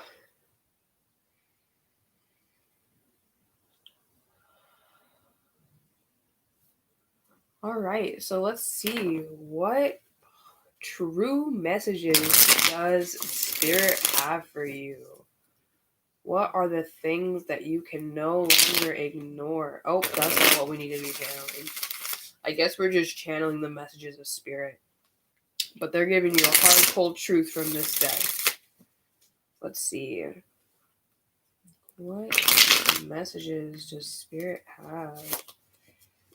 Thank you, Spirit, for allowing me to channel these divine messages and guidance. Thank you, Spirit.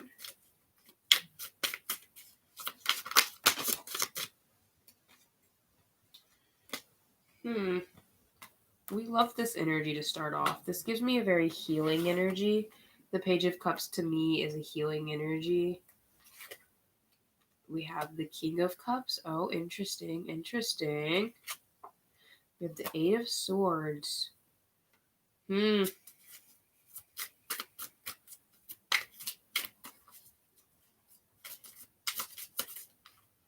we have a flipped card in here. We have 2 flipped cards in here.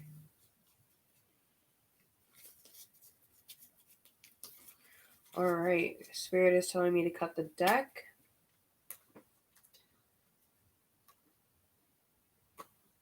Interesting.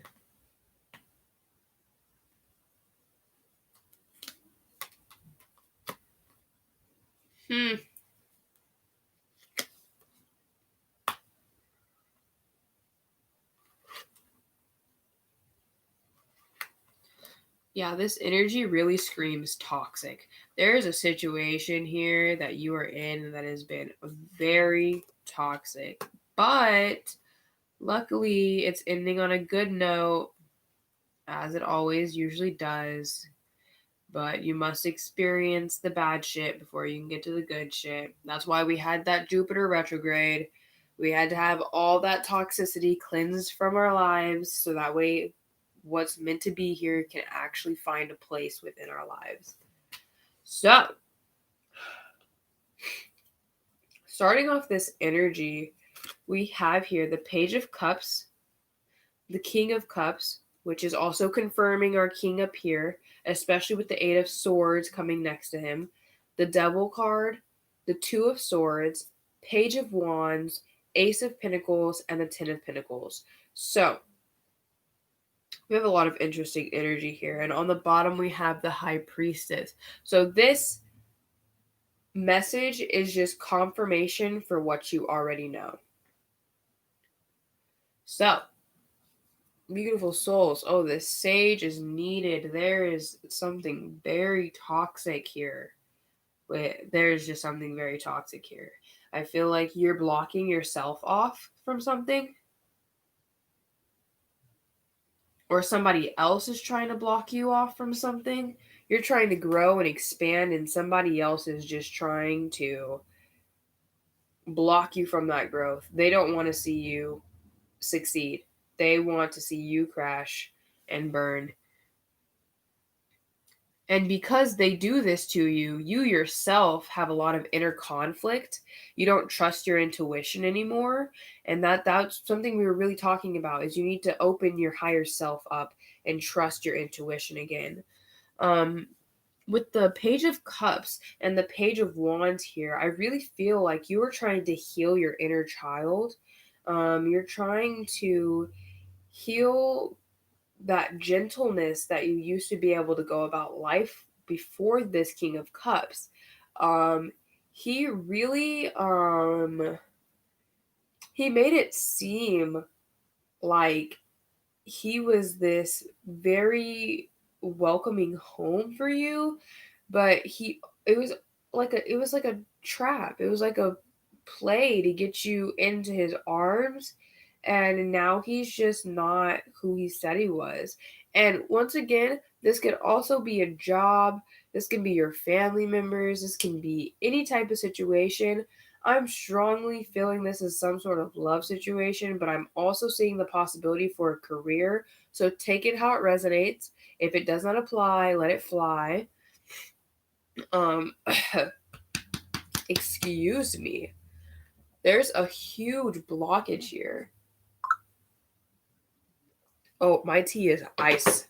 My tea is, oh, that was gross. I cannot believe that just happened. Okay. So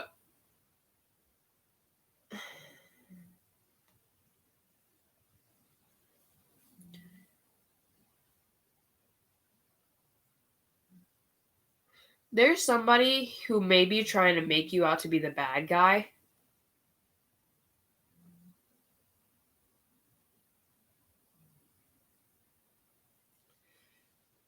Yeah, this is a love situation. This is pertaining to, and I'm not someone who like purposely channels love. I see whatever the fuck spirit wants me to channel. I actually don't really like channeling love situations because everyone is so focused on love that they forget to focus on their personal development, on their career, on who they are as a person, which is personal development. But overall, my focus is who you are as a person and evolving and personal growth. But if this is the message that I'm channeling, then you need personal growth within a relationship. Maybe your mindset on relationships, maybe you have a type of person that that you're drawn to, that you need to not be drawn to. So sorry, somebody knocked on the door and I got a little distracted.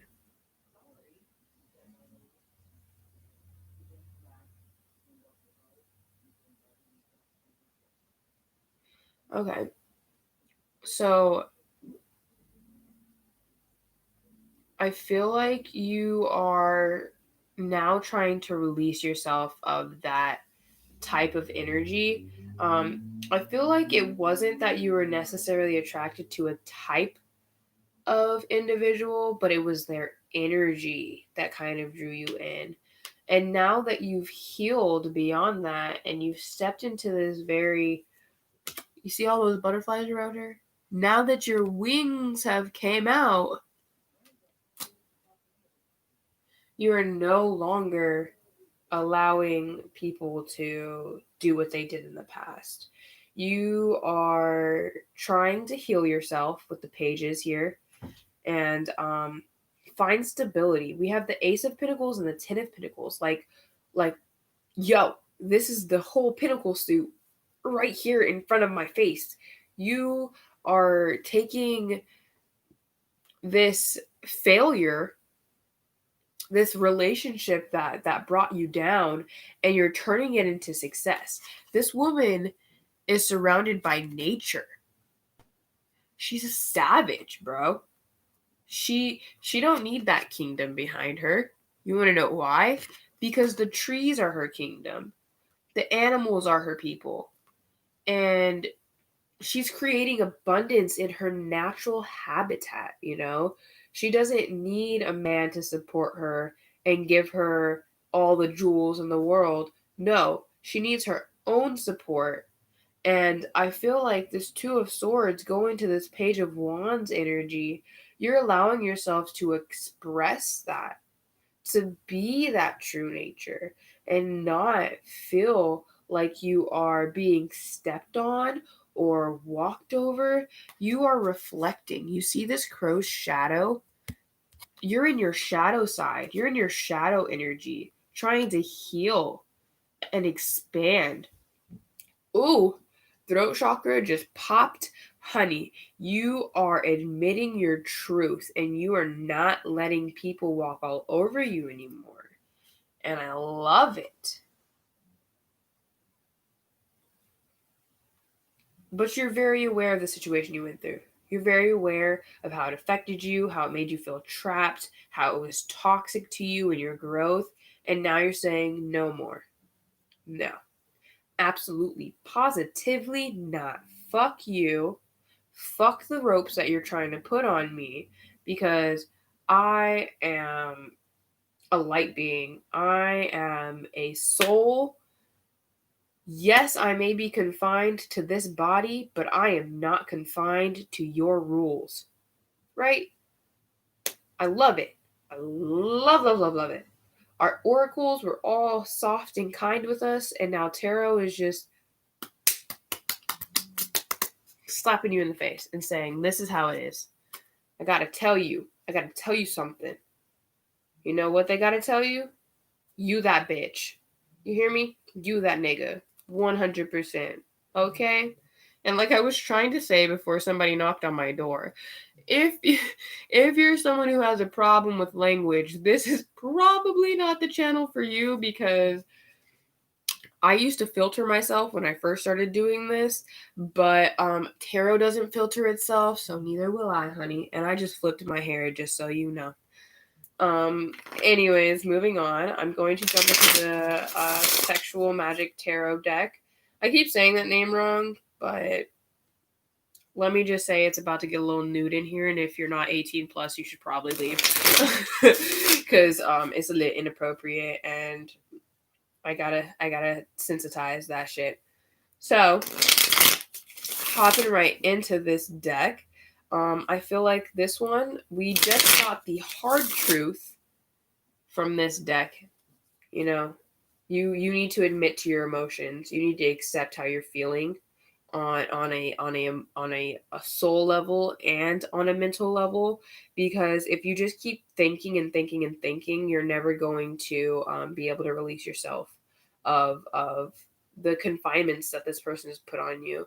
You need to go into an emotional state and allow yourself to be open from your heart chakra, because that's where your truth is going to come from. Your heart chakra is going to open, and then your throat chakra, is going to open, and you're going to be able to admit everything. You're going to say, look, I'm tired of it. I always give to you, and you never, ever give back to me. And I'm getting really emotional right now. So this is deep for some of you. This hurts a lot for some of you, and you've been experiencing it for a very long time. And let me just say, sister, I fucking feel for you, because I've been putting myself through something like that. And I've been giving to this person, but they just keep taking from me. And I just want to be there for them, because nobody else ever is. But at this point, I'm starting to realize why nobody else is ever there for that person. Because they just want to take. They never want to give. And when they do, they feel obligated for it to be returned to them. And you should never, ever sit there and do something for somebody and then say, now you owe me. Ever. No. If you're going to do something for somebody, you do it for them. You say, I got you. You know? I got you. And you don't owe me nothing. The only thing you owe me is your happiness. Is for you to be happy and at peace with yourself, because you deserve that kind of peace, right? Oh, I just got so emotional there for a second. I just gotta breathe. Let me just reground myself, y'all, because I just got so emotional. That really was not it.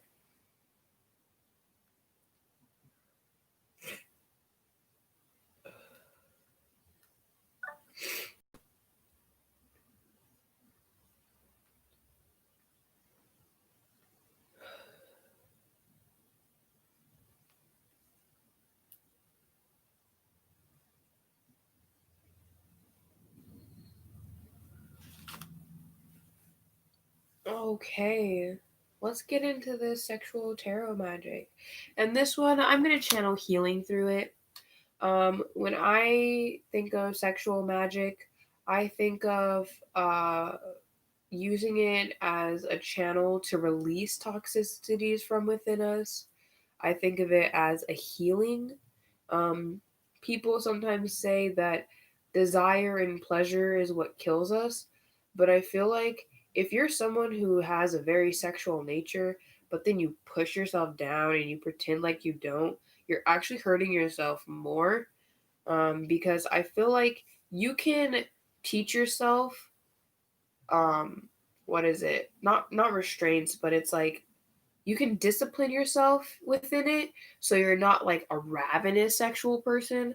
But I feel like you shouldn't completely deny yourself that it's a part of our human nature, you know? And when we deny ourselves that kind of release, we are denying a part of ourselves.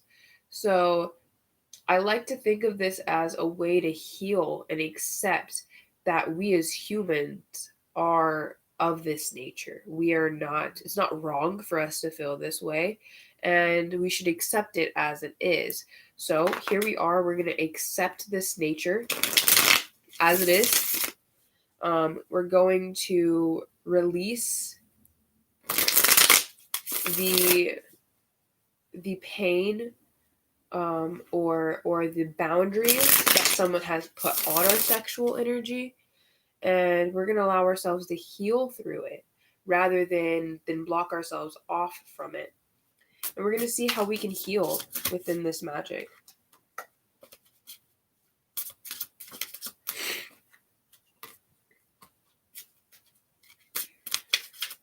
I'm seeing a lot of allow yourself to receive energy. Maybe in the past you were, yeah, we have that King of Cups again. Oh my God, he's irking my nerves. Like, Like, he irks your nerves. Like, he's a little greedy motherfucker. Ooh, ooh, honey, you don't understand. I'm so livid right now. Yeah.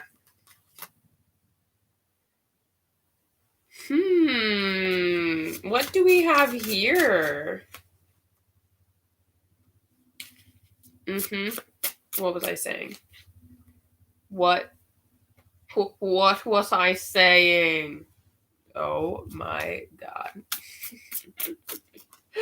I love when spirit confirms what I'm saying, I swear. So, first off, honey, let me tell you this. Step into your power, because the universe is blessing you with somebody who is going to genuinely please the fuck out of you. Like, oh my god. Let me just go back to this King of Chalices, because I need to get his energy out of here before I like try to find him myself. Cause this nigga's shiesty.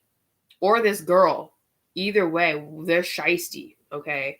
And if you look closely, he just does it all for his pleasure. All for him. Like, she does not look happy.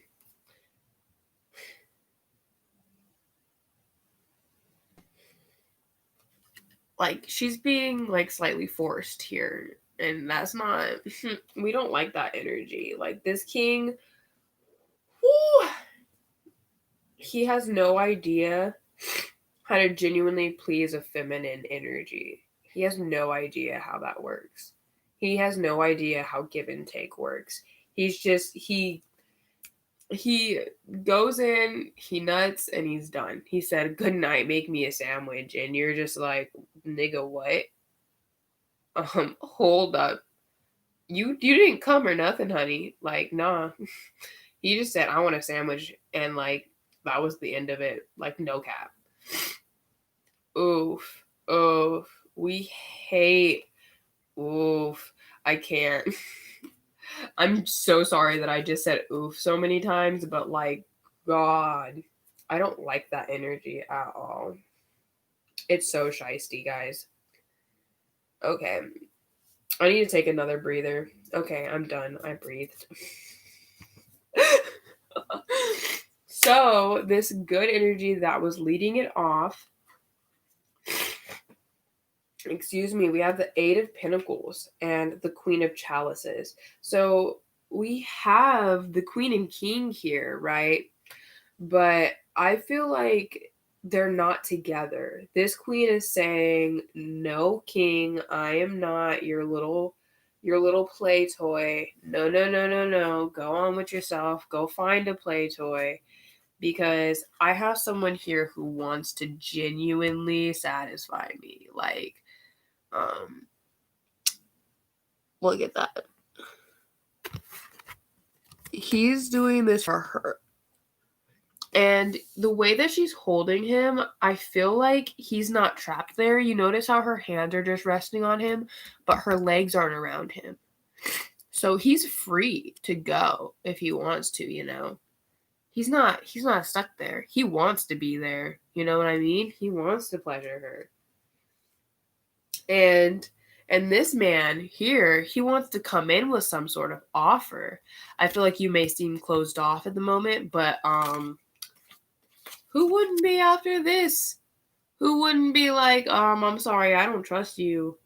Because I know for a fact I would have a little bit of trust issues with niggas after experiencing that. Because, like, how do I know you ain't finna do me like him? You know what I mean?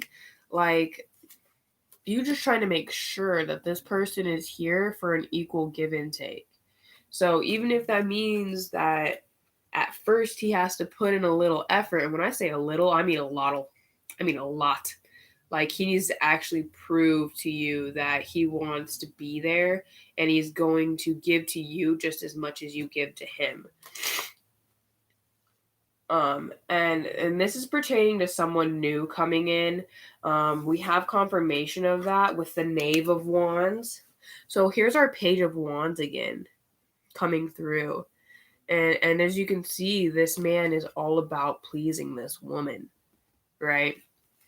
So I feel like after going through this loss, ooh, my voice got shaky. My voice got shaky, honey. It's okay if you are hurting.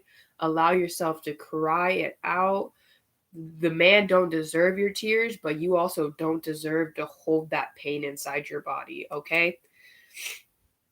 You're allowing yourself to release it with that 10 of swords. You're saying, I'm aware I did this to myself, but you know what? I'm going to make myself feel better. I'm going to heal myself, and I'm going to move past it. I'm going to become that Queen of Wands again, because remember, we went back to that Page of Wands energy. You went back to healing yourself. You went back to the beginning, and now you're coming back to this Queen of Wands, and you're saying, okay, I need to get to a place where I feel okay with opening. And you have this man here who's just waiting. Like this man looks like he ready to devour her. He said, But you have to heal. You have to release what you went through before you can get to that point. So allow yourself to heal. Allow yourself to let go. We have the Four of Chalices. So I feel like it may be a slight struggle for you to let go. But you see these scissors here? Go ahead and grab those scissors. Cut that connection. Cut that rope and say, not today, honey. You are this Queen of Swords, honey. Pick up your sword and slice that shit right on out. You deserve so much beauty. Like, I see you deserving a man who's going to equally give and take. He's not going to ask you for a sandwich. He's going to go and make you a sandwich, honey. He said, I just fucked you up how you should have been. Now let me go make you a sandwich so you can feel better. Let's watch some movies. Let's cuddle. Oh, and when I say let's watch some movies, honey, he's saying let's watch what both of us like. Let's watch what you like too, not just what he likes. It's a little rendezvous of what you both like. Like, I'm really liking this energy. This energy isn't coming in now, and it's not coming in anytime soon, because you're very focused on healing and releasing yourself of this past energy and this past situation, because you really want to heal. But I'm going back to this card is really drawing me in this be bold and make the first move. So maybe you're gonna meet somebody that you're drawn to, and it's a different type of energy. It's not the same as the other energies that you were drawn to. No, this is a different type of energy. This is someone whose energy feels soft. Maybe you meet them in a public place and they're just like an overall gentleman. Like, the way that they're acting with other people is just, you're like, oh, I like that. Like, he's nice. Like, he's sweet. And you're just really drawn to that. And if you have that moment, go to that person. Be bold. Make the first move. I can tell you right now, it's a little scary. Sometimes I'm intimidated by that. But you know what? I met one of the sweetest men making the first move. And it took me a week to make this decision. But when I finally made the decision and I sent that message to him, girl, swear to God, I had like the best conversations of a lifetime. Like, we had conspiracy talks. We went all in. We learned about each other, and it was one of the best feelings I had ever experienced in my entire life. And it was because I made that first move. I took the action to make something happen. And when we step into the divine masculine energy of ourselves, and we're bold, and we say, I'm going to make this happen for myself, by jolly, does it actually work in our favor. When we do something that's something that we genuinely want to do, it always works in our favor, because that's what we're meant to do. We're meant to allow ourselves that kind of peace. We're meant to allow ourselves to feel, this feels right for me. I'm going to do it. I'm going to make that decision, right? So be bold as you're moving forward. Be bold in your healing. Be bold in your quest for purpose. Be bold in what it is that you want to succeed in life, because we have that Ace of Pentacles. We have that Ten of Pentacles. You can have that success, but you have to go out there and get it for yourself. The universe is not going to just hand it to you. We love this. Thank you, universe, for these divine messages and guidance. Let's go ahead and get some guidance. I was going to get some clarification, but I'm going to leaf through these cards that just fell out. Actually, I think I might put them all down. So this Tower moment that's coming your way, honey, let it happen. Do not do this. Do not defend yourself against it like it's some sort of evil. Let it happen, because something is coming in. Someone is coming in who's very confident, open, passionate. They're very honest about their thoughts. They're not coming in again once, like I said, because you need to release something. You need to release some pain. You need to release yourself from the pain you've been feeling, because a cycle is ending.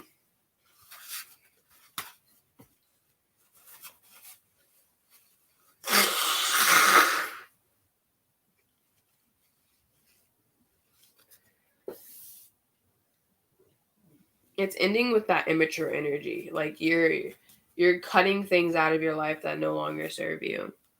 With the High Priest, you are taking charge in your life. And I feel like you have been for the past couple of weeks. It's taken you a lot. I feel like it's on an energetic level that you're taking charge. And now, ooh, look at that. We went from the Page of Swords to the Knight of Swords. You are moving up. You're not just making the plan, you're taking the action now.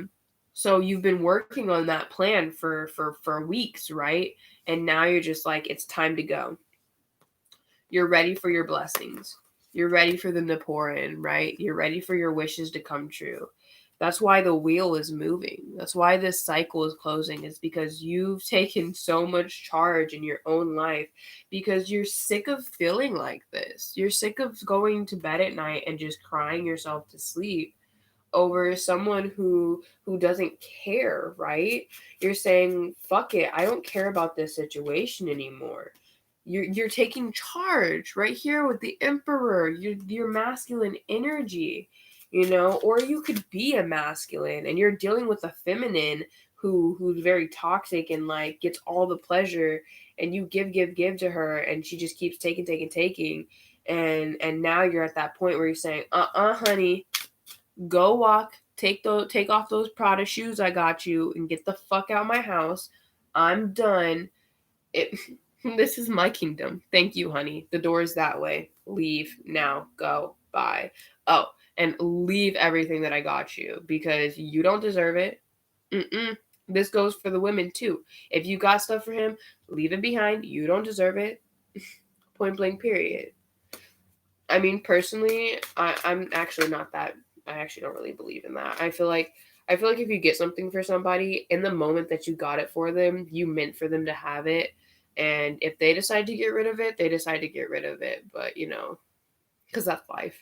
But that's also a personal opinion and personal feeling. So you do whatever the fuck you feel like. Because these cards are telling me for you to say, honey, give me my shit back before they leave out the door. So this Emperor card, though, I want to see why he came out. Why did this Emperor card come out? We're going to take this one. The Page of Pentacles. So there may be a masculine here that has an offer of abundance. This could be a job. Ooh, I'm liking that energy already. This job here is something that I feel like you've been wanting to do. We have the infinite symbol above her head. So you're trying to create abundance there. We really, really love this energy to close out with the guidance. But once again, you got to put that pain to rest. You got to put that toxic situation to rest for this energy to come in, for this opportunity. Yes, keep working on whatever you're trying to create, because whatever you're trying to create is trying to create you. Oh, yeah. You're coming to a victory here. Six of Wands, you are coming to a victory. And that's right there below that Knight of Wands and the High Priest. Honey, the universe is supporting you. It just takes patience and consistency. Keep pouring into the universe, and the universe will keep pouring into you. Right? Yeah, release yourself of the situation. This is in between the star and the wheel of the year. Take yourself out of the situation so that way you do have the energy to give to the universe, so that way the universe can give back to you. Put that situation to an end. This is confirming that Ten of Swords earlier. Put the situation to an end. It's an ending. It's already ending. It's time for you to let that toxicity go. It's no longer serving you. It's only holding you back. Yes, because it was causing confusion. And now it's time for you to make a choice. What is it that you want? How are you going to move forward with the chariot? You know, you have to put that thing to rest to be able to move forward. You have to make a decision to move forward. You have to have, strength for yourself. I'm feeling a Leo or Aries energy here. Ace of Pentacles, yes. You are deciding to move towards your abundance. You're saying, fuck it. I don't need a relationship right now. I need to focus on my coins. I want to make my my purse big before I make my heart big. Yeah, the Queen of Swords. You're saying it's time for me to focus on what it is that I want, right? Justice. Justice, honey. You're saying no more to this. Yep. You're saying I'm not giving where I am not. Which, okay, this card right here, this is saying two things. It's saying I'm not giving where I'm not receiving, but at the same time, I'm keeping my values and giving where I know that it's needed. You know? So if you see a homeless family and you have like a couple extra dollars, you know, like you have like 20 extra dollars that you can spend that week, you're like, fuck it. I'm not going to go get my nails done, or I'm not going to go and do this or that with my money. I'm going to take this family, and I may not be able to get them a lot of food, but fuck it, I can give them something, right? You know, and you're going to feed that family. You're going to say, what can I do for you? Do you need socks? Do you need shirts? Do you guys need food? Like, what can I do to help you? So that way you can get from being on this street to being inside a house, right? And I feel like that's something that you value of yourself, is that no matter what you go through, you're still giving to the people who deserve it. That keyword is so important, the people who deserve it. No longer allowing yourself to be trapped, I feel. Yeah, you're bringing balance back to your life. You're saying it's time for me to balance. It's time for me to see my truth. It's time for me to be stable and strong. I can party and feel free. Maybe this person that you were in a relationship with didn't trust you, and so you couldn't really go out and have fun with your friends. But you're moving away from that. You're saying, honey, it's the end of that cycle. This is my world.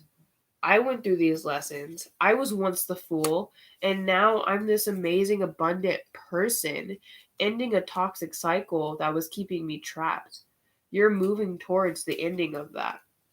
You're stepping into your divine feminine energy, so that way you can really create the life that you want. And yes, I am about to shuffle this entire deck as guidance and see where it takes me. I just got the Queen of Wands, so you are really feeling back in your power. So you could definitely be a Leo. That may have been why I was called to tell you that Leo energy at the beginning of the reading. Um, but I definitely feel strongly a Leo energy, or Sagittarius. Sagittarius more so. And then there could be a male Aries around you. But you're stepping into your power. Honey, you want to know why you're stepping into your power? Because you're being blessed with emotional fulfillment as well. So you're focused on your coins, and the universe is focused on blessing you with something that they feel you have deserved for a really long time. So, ooh, But Spirit wants you to know, as you're going on this journey to get to your coins, don't, I'm not going to say don't get greedy, but don't get stuck focusing only on your coins. Remember that love still exists, and even though this person hurt you and they made you feel like maybe you're just not meant to have love, you are meant to have love because you are such a loving person and you deserve it, you know? This Four of Cups is upside down in my deck, and I don't keep cards upside down, so interesting. Oh, I have like a million cards that are upside down, so I guess it doesn't matter. But this one called to me, so I'm pulling it out. I feel like this Four of Pentacles energy is here because, like I was saying, I gotta sneeze. Okay, I guess not. Anyways, moving on. So, yeah, you want to focus only on your coins because of this emotional loss that you felt, right? And the universe is saying, don't do that. Keep focusing on your growth because that's what's allowing you to be the healer that you are.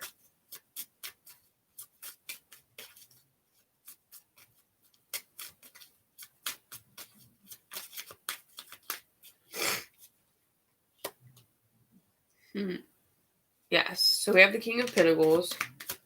Well, I'm going to see why this King of Pentacles is here. He came under the World and the Ten of Pentacles. I feel like you're just going to finally be able to get to a point of abundance where it's going to take care of all the burdens that you've been feeling. It's going to allow you to release them. And, yeah, because you're admitting to your shadow side, like I was saying earlier with the Crystal Visions Tarot. You may have felt afraid of them at one point, like if they were a burden, but this Queen of Pentacles is confirming our Queen, but you are balancing yourself out and you're facing that. You're allowing your feminine and your masculine energies to reflect on each other, right?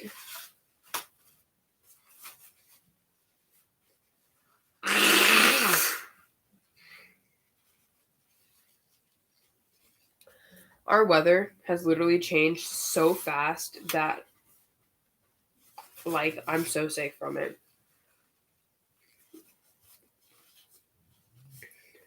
I promise y'all I don't have COVID. I mean, it doesn't matter. I'm on a screen, but like, I already got tested, so we Gucci. It's not that, but I'm glad that it's not that. Sometimes I forget how real this virus is, and then like I go out in the world and I see everyone wearing their masks, and I'm like, fuck, we really are in a pandemic, man. And like, I honestly didn't ever think that we would experience that. Like, I don't know why. I think it was just my ignorant bliss as a human. Like, we gotta always remember that anything can happen at any point, and it's just so crazy how it happens like that. But your masculine and your feminine energies are reflecting on each other, and now that you're at this point of true abundance within yourself, or once you get to this point, you have to remember that you worked really hard, and not to weigh yourself down by past thoughts and things that maybe conflict with who you are and what you're trying to do. Because like I was saying with that Two of Cups, once you get to this abundance, it's going to allow you to have emotional fulfillment. You had the Ace of Pentacles, and now you have the Ace of Cups. Yes, and it's because of the Eight of Pentacles, because you've been working hard on making financial stability, that now you can have this emotional stability. There's something here that you need to walk away from, though, and I feel like with the Four of Pentacles and the Four of Cups being above it, you need to walk away from that past energy that really made you feel like you had to hold on to an old concept, because there's somebody who wants to like genuinely offer you something, that's not bullshit. Like, there's somebody who's gonna actually come in and like tell you like, hey, like, I don't know why you treat yourself like this, because bro, I love these cards. Like, y'all, I'm not even, oh my god. There's somebody coming in to tell you that you deserve it because of what you went through. Boom, we got the freaking karma card. You know what that means? You went through all of that shit just so you could get good shit. Like I was saying, Jupiter retrograde. You went through all of that shit so you can get good shit. And it's going to be revealed to you.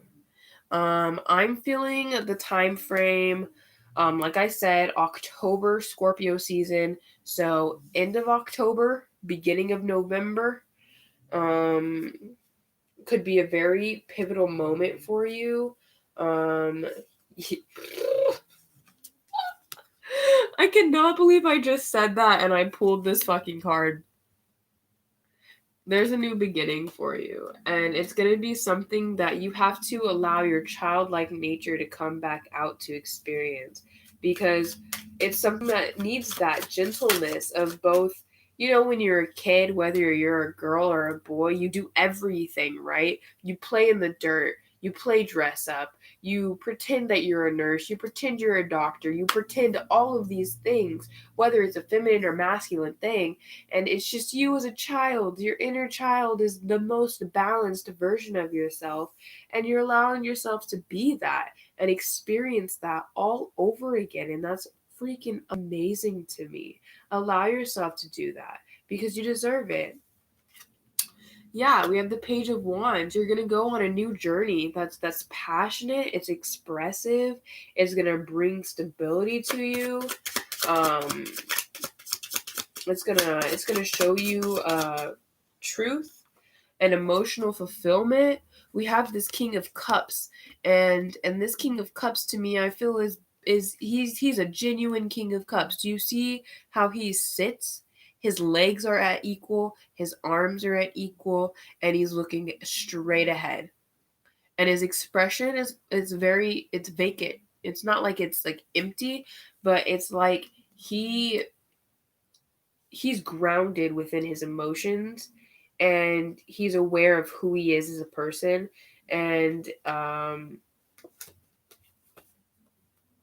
he's very passionate in what he believes and how he moves about the world. We had the Ace of Pentacles, we had the Ace of Cups, now we have the Ace of Wands. You have to have that stability, and then you have to have that emotional stability, because our pinnacles and our cups create our wands. It creates that passion, right? You have success within your business or within your purpose, and then we have success within our emotions, and that allows us to enjoy the passions of life, right? and and you have someone coming in to bring a new passion in the beginning to you, and it's because of all of this that you've been through. You know, you had to go through this situation where you felt obligated to help this person, and now it's time for you to gain and feel this love and peace within yourself, you know? We have here the High Priestess. So you know what it is that's coming in for you, and you're aware that you know how to get from point A to point B. And now it's just a matter of you getting up out your bed, getting out of that Nine of Pentacles energy, you know, cutting the rope. You've got your fresh perspective. Now it's time for you to cut the rope and say, I am no longer a puppet to your devices. You don't rule me. I make my decisions. I make myself happy. Right? Yeah, you're no longer, I feel like you may still feel this energy, of course. Every once in a while you're going to feel that 5 of Cups, and it's because we as humans, we have memories. That's who we are. Our brain is created to hold memories, and you're going to have memories from the past that may come back, and they're going to have you thinking, well, What if this would have went this way? Well, it didn't, honey. And that's okay if it didn't, because now something amazing is coming for you. We have the King of Swords. So I feel like this isn't an individual, but it's you yourself needing to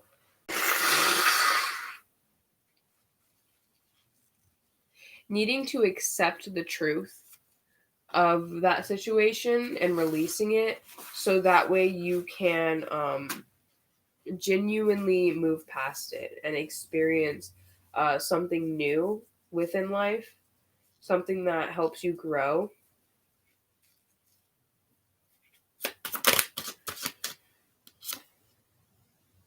Yeah, set your boundaries back up before you move forward. Make sure that you are setting boundaries with yourself and others, because you can't have stability without boundaries, right? Yeah, don't let people make decisions for you. Don't let people say, well, what you're doing is wrong, or because these are swords. These are just their thoughts. This isn't their genuine like emotion. This is their thoughts. This is their ego attacking you for being you. And that's wrong. So set your boundaries and say, I don't care if you don't understand me. I understand me. So I'm going to do what I need to do to create balance and stability within myself, right?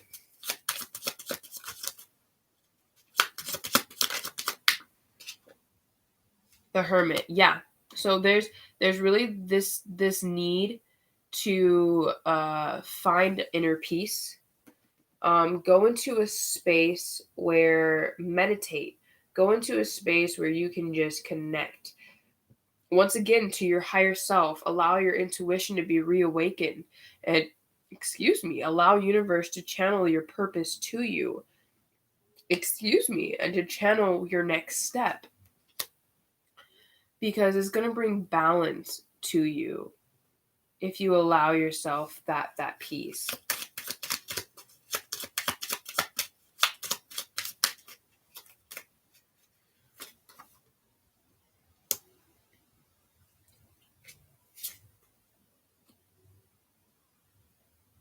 The balance is going to allow for emotional fulfillment and something that you're trying to work towards actively. For some of you, that's getting that family life. For some of you, that's having a healthy relationship. For some of you, that's creating something that gives you emotional stability as well as potentially financial stability. And it's because you manifested it. You wanted it to happen. You said you went back to your kid like nature and you remembered those times playing in the field when you just wanted to have fun and you wanted to make mud pies and you wanted to pretend you were making witch brews, right? And that allows you to move forward with strength and confidence, and wisdom as to who you are. Once again, release yourself of these heavy burdens that people place on you that make you want to close yourself off, because there's something coming in, and if you close yourself off from it, it cannot get to you. Yeah, you're defensive against something here, and I feel like it's understandable if you're defensive against people who keep contradicting you, but there is someone here that's trying to aid you in your growth, and if you keep trying to block them out, you're not going to find success, because this person is a part of your success. And you have to remember that sometimes our success is made through connection. You have the Nine of Cups. So I feel like you've wished for this energy to be here, but you keep blocking it out because you're afraid. You're afraid of what could happen. There's some conflict within yourself about whether you're going to have conflict with this individual or if it's going to genuinely create something. And I feel like it's because you've become a very independent person with this Nine of Pentacles, and you really like your independence and you like to be independent, and you don't want someone making you feel like, oh well, I have to, not be independent anymore. But that's why there's that word interdependent. What that means is both of you are independent individuals, but you depend on each other to make a stable, sturdy Four of Wands, a house. Um, and you're both still independent though. You're not codependent on each other, but you allow yourself to say, hey, sometimes I need help. And that's not wrong. And that's allowing you to let me get some clarity on this Three of Cups. Ooh, Three of Wands. Okay. Is allowing you to celebrate a new beginning. Something. You guys hear that? That's that candle finally going out. It's trying to, but the flame is just flickering. Let me see if I can move it and show you.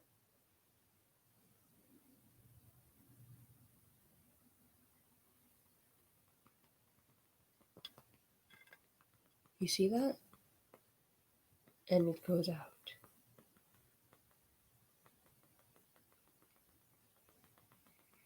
Remember that people will try to snuff you, but you have the power to keep yourself going, no matter what. It's so beautiful. I love it so much.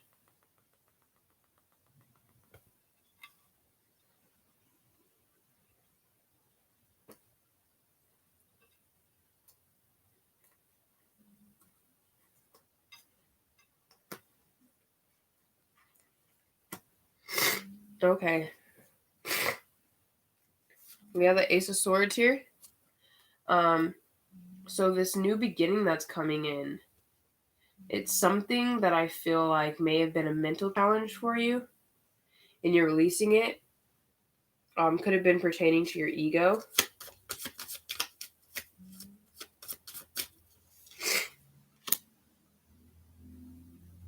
But you've released it. You've allowed yourself to once again, like I was saying, go back to that childlike nature and accept a gentleness. Yeah, we have the Empress here. You're allowing yourself to be the mother, to be welcoming of this new energy that's coming in, and release your ego, because you know that this independence that you have cannot be compromised unless you let it be compromised, right?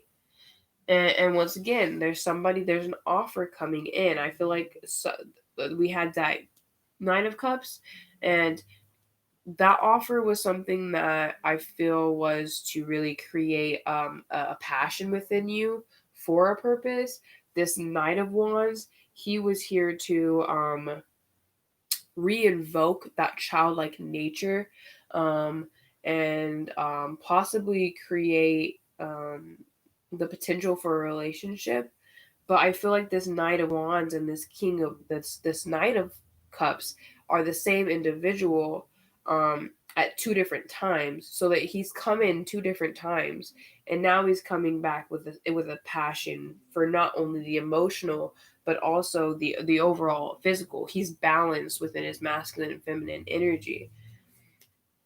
And this Knight of Cups is coming in to create stability and change. Ooh, we love change. Um, so you have to make a choice. Are you going to allow this change to let you grow? Or are you going to allow this change to make you fall? And I feel like you're going to go an emotional route, something that you're going to let your intuition guide you. You're going to let it be what gets you from point A to point B, because you are no longer going to allow energies in your life that conflict with the plans that you make. It's going to allow you to say, you can't take from me no more, because I put my foot down in life. And I was going to do this last deck, but I just used that entire deck for that, and my energy is really low now. So I'm not ending it yet, but I'm done with putting cards down. But as you go on your journey, beautiful soul, allow yourself to just exist and be as you are. Don't force yourself to be something you're not, because everybody else is already trying to force you to be something you are not. Remember your value. The universe wants you to know that you are here for a reason. You have a journey that you are embarking on, that you're going to meet a lot of people that may have good intentions and have bad intentions. And the main note here is for you to listen to your intuition and how you feel. Um, I'm being guided to tell you to definitely look into your Scorpio placement, because whatever that is, it's going to aid you. That Scorpio placement is really going to help you. Um, I feel like you should find some meditations, do some guided meditations, and really connect to your higher self again, and learn how to listen to it, because there's something that you've been trying to tell yourself that you aren't listening to. You need to align yourself with your truth again and not expect the universe should just do it for you. You have to be able to do it for yourself. You have to be bold. You have to make that first move. And the universe wants to help you. It wants to give you guidance, but the universe can't do anything until you take the step. Until you say, you know what? Ooh, ooh. Sorry. One moment.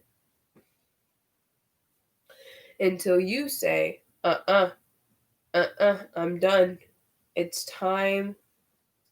It's time for me to stand my ground. It's time for me to make this decision, not just for me, but for the world. Not just for me, but for my purpose. Not just for me, but for the people that I can heal and help by committing to my purpose, right? Um, so my guidance to you is follow your heart, listen to your intuition, balance yourself and your masculine and feminine energies, and let yourself just be who you are. Don't filter yourself from nobody, because the people who genuinely appreciate you are always going to be there, no matter how you are, no matter who you are, no matter how you identify. They're going to be there for you because, by God, they genuinely love you just as you genuinely love them. Um, I love that that blue candle is ending as I'm ending this. I want you guys to be able to leave this reading with a better sense of what you're going through and who you are. And yeah, I appreciate you for watching. I'm actually not done, but that is the end of the reading. And I hope that it really helps you get to where you are. Don't forget to look up those placements. The Virgo placement, your sixth house, Taurus placement, your second house, and the Scorpio placement and your eighth house. And don't forget your Pluto, Venus, and Uranus placements as well. So yes, that's my last note on the reading. Now, to end the reading, I have a couple things that I want to talk about. The first thing is something that I need to tell people. So, there was this reader that I used to watch a long time ago, and this woman, I appreciate her so much. When she was a tarot reader, she gave me a lot of guidance that really helps me unlock my passion and my purpose. And recently, she stopped doing tarot, and she said that tarot is the evil. And I can understand where she's coming from. There are many people who use tarot very wrong, and they say that they're guiding people, but they're just making people feel like shit about themselves. And that's where people need to understand that tarot is not evil. The way that people use tarot is evil. If you are sitting there and you're channeling God and you're channeling your guides and your spirits and your ancestors, the people who gave you life, the people who want to see you grow and expand, if you're channeling through them through these cards, there is no way that tarot can be evil, because the only thing allowed through this energy is positive energy. The only way that tarot can be evil is if negative energies are being allowed to channel. Say I decide I'm going to channel some shadow spirits, or I'm going to channel demon spirits through my cards. Now it's being used for evil. Now it's being used to guide people to negative situations. And there's no way that I could ever imagine doing that, or ever imagine somebody else doing it. Yes, other people do it, but you can tell, because whenever you're listening to these messages, they should make you feel good. They should make you feel like you are releasing stuff. They shouldn't make you feel heavy and like you can't get through what you're going through. When you feel like that, when you're watching a tarot reading, that person is not helping you. They are making you feel more and more toxic. So you come back to their videos, or you come back to them and you keep paying for their readings, and it's just so they can get your money rather than actually helping you heal. And let me tell you, honey, the only way tarot is evil is if people are using it like that. And I will never in my life use tarot like that. And I will keep it for as something that is meant to channel only your spirit guides and your ancestors when I am doing personal readings, because that's what should be done. Your spirit guides would not be called guides if they were not leading you to a higher purpose. So remember that whenever you're watching tarot readers, if they're making you feel like shit, they ain't channeling the good energy. If they're making you feel good, they are channeling the good energy. Remember that when you're listening to tarot readers, because you can discern. That's how you use your intuition. It's a feeling, you know? You go around somebody and you're like, I don't really like you. And it's like you don't even know them, but because you're in their energy, you're like, no, that's not for me, you know? And so you got to remember that when you're watching tarot or you're listening to spiritual gurus, if they not for you, you're going to feel it and you're going to be like, I got to go, honey. Sorry. Bye-bye. You know? And I just wanted you guys to know that and be very aware of that energy. That's why I do these readings, these really huge readings, because I want to give guidance. I want to get in deep. I want to dive deep and see what is the root of this problem. How can we get to this problem? What is the guidance? How can you get from A to B? How can you go from being stuck and not trusting your intuition to being able to fully trust it and guide yourself on a journey of truth? Right? So remember that. Tarot is not evil. The person who is using the tarot is evil. Thank you for listening to that. Now, the last thing that I want to talk about is my readings. If you are interested in getting a personal reading, you can email me at lovingsoulunfolds@gmail.com. If you go down into the description section, I actually have my email down there, so you can go ahead and email me there. My prices are down there as well, but I'm pretty sure they are not updated. So I actually have updated prices, and I have them printed so that way I can have them in front of me. But I also have them screenshotted on my phone, so when you email me, I can just send you those screenshots. So that way you can see all my listings and all my prices and everything that I do. Um, I do PayPal, Venmo, and Cash App as well. So that way you have 3 different options. If you don't use Cash App and you have Venmo, you can use Venmo, and vice versa for all the other apps. Um, um, yeah, that's basically it. Just I'm also taking appointments at this moment. So just send me an email if you're looking for a personal reading, and I will set something up with you, and we can go ahead and get you all settled with some genuine guidance for your situation specifically. I enjoy doing this because when I first started tarot, I was very lost. I was trying to find a reason to keep moving forward. I had lost a lot of motivation in life.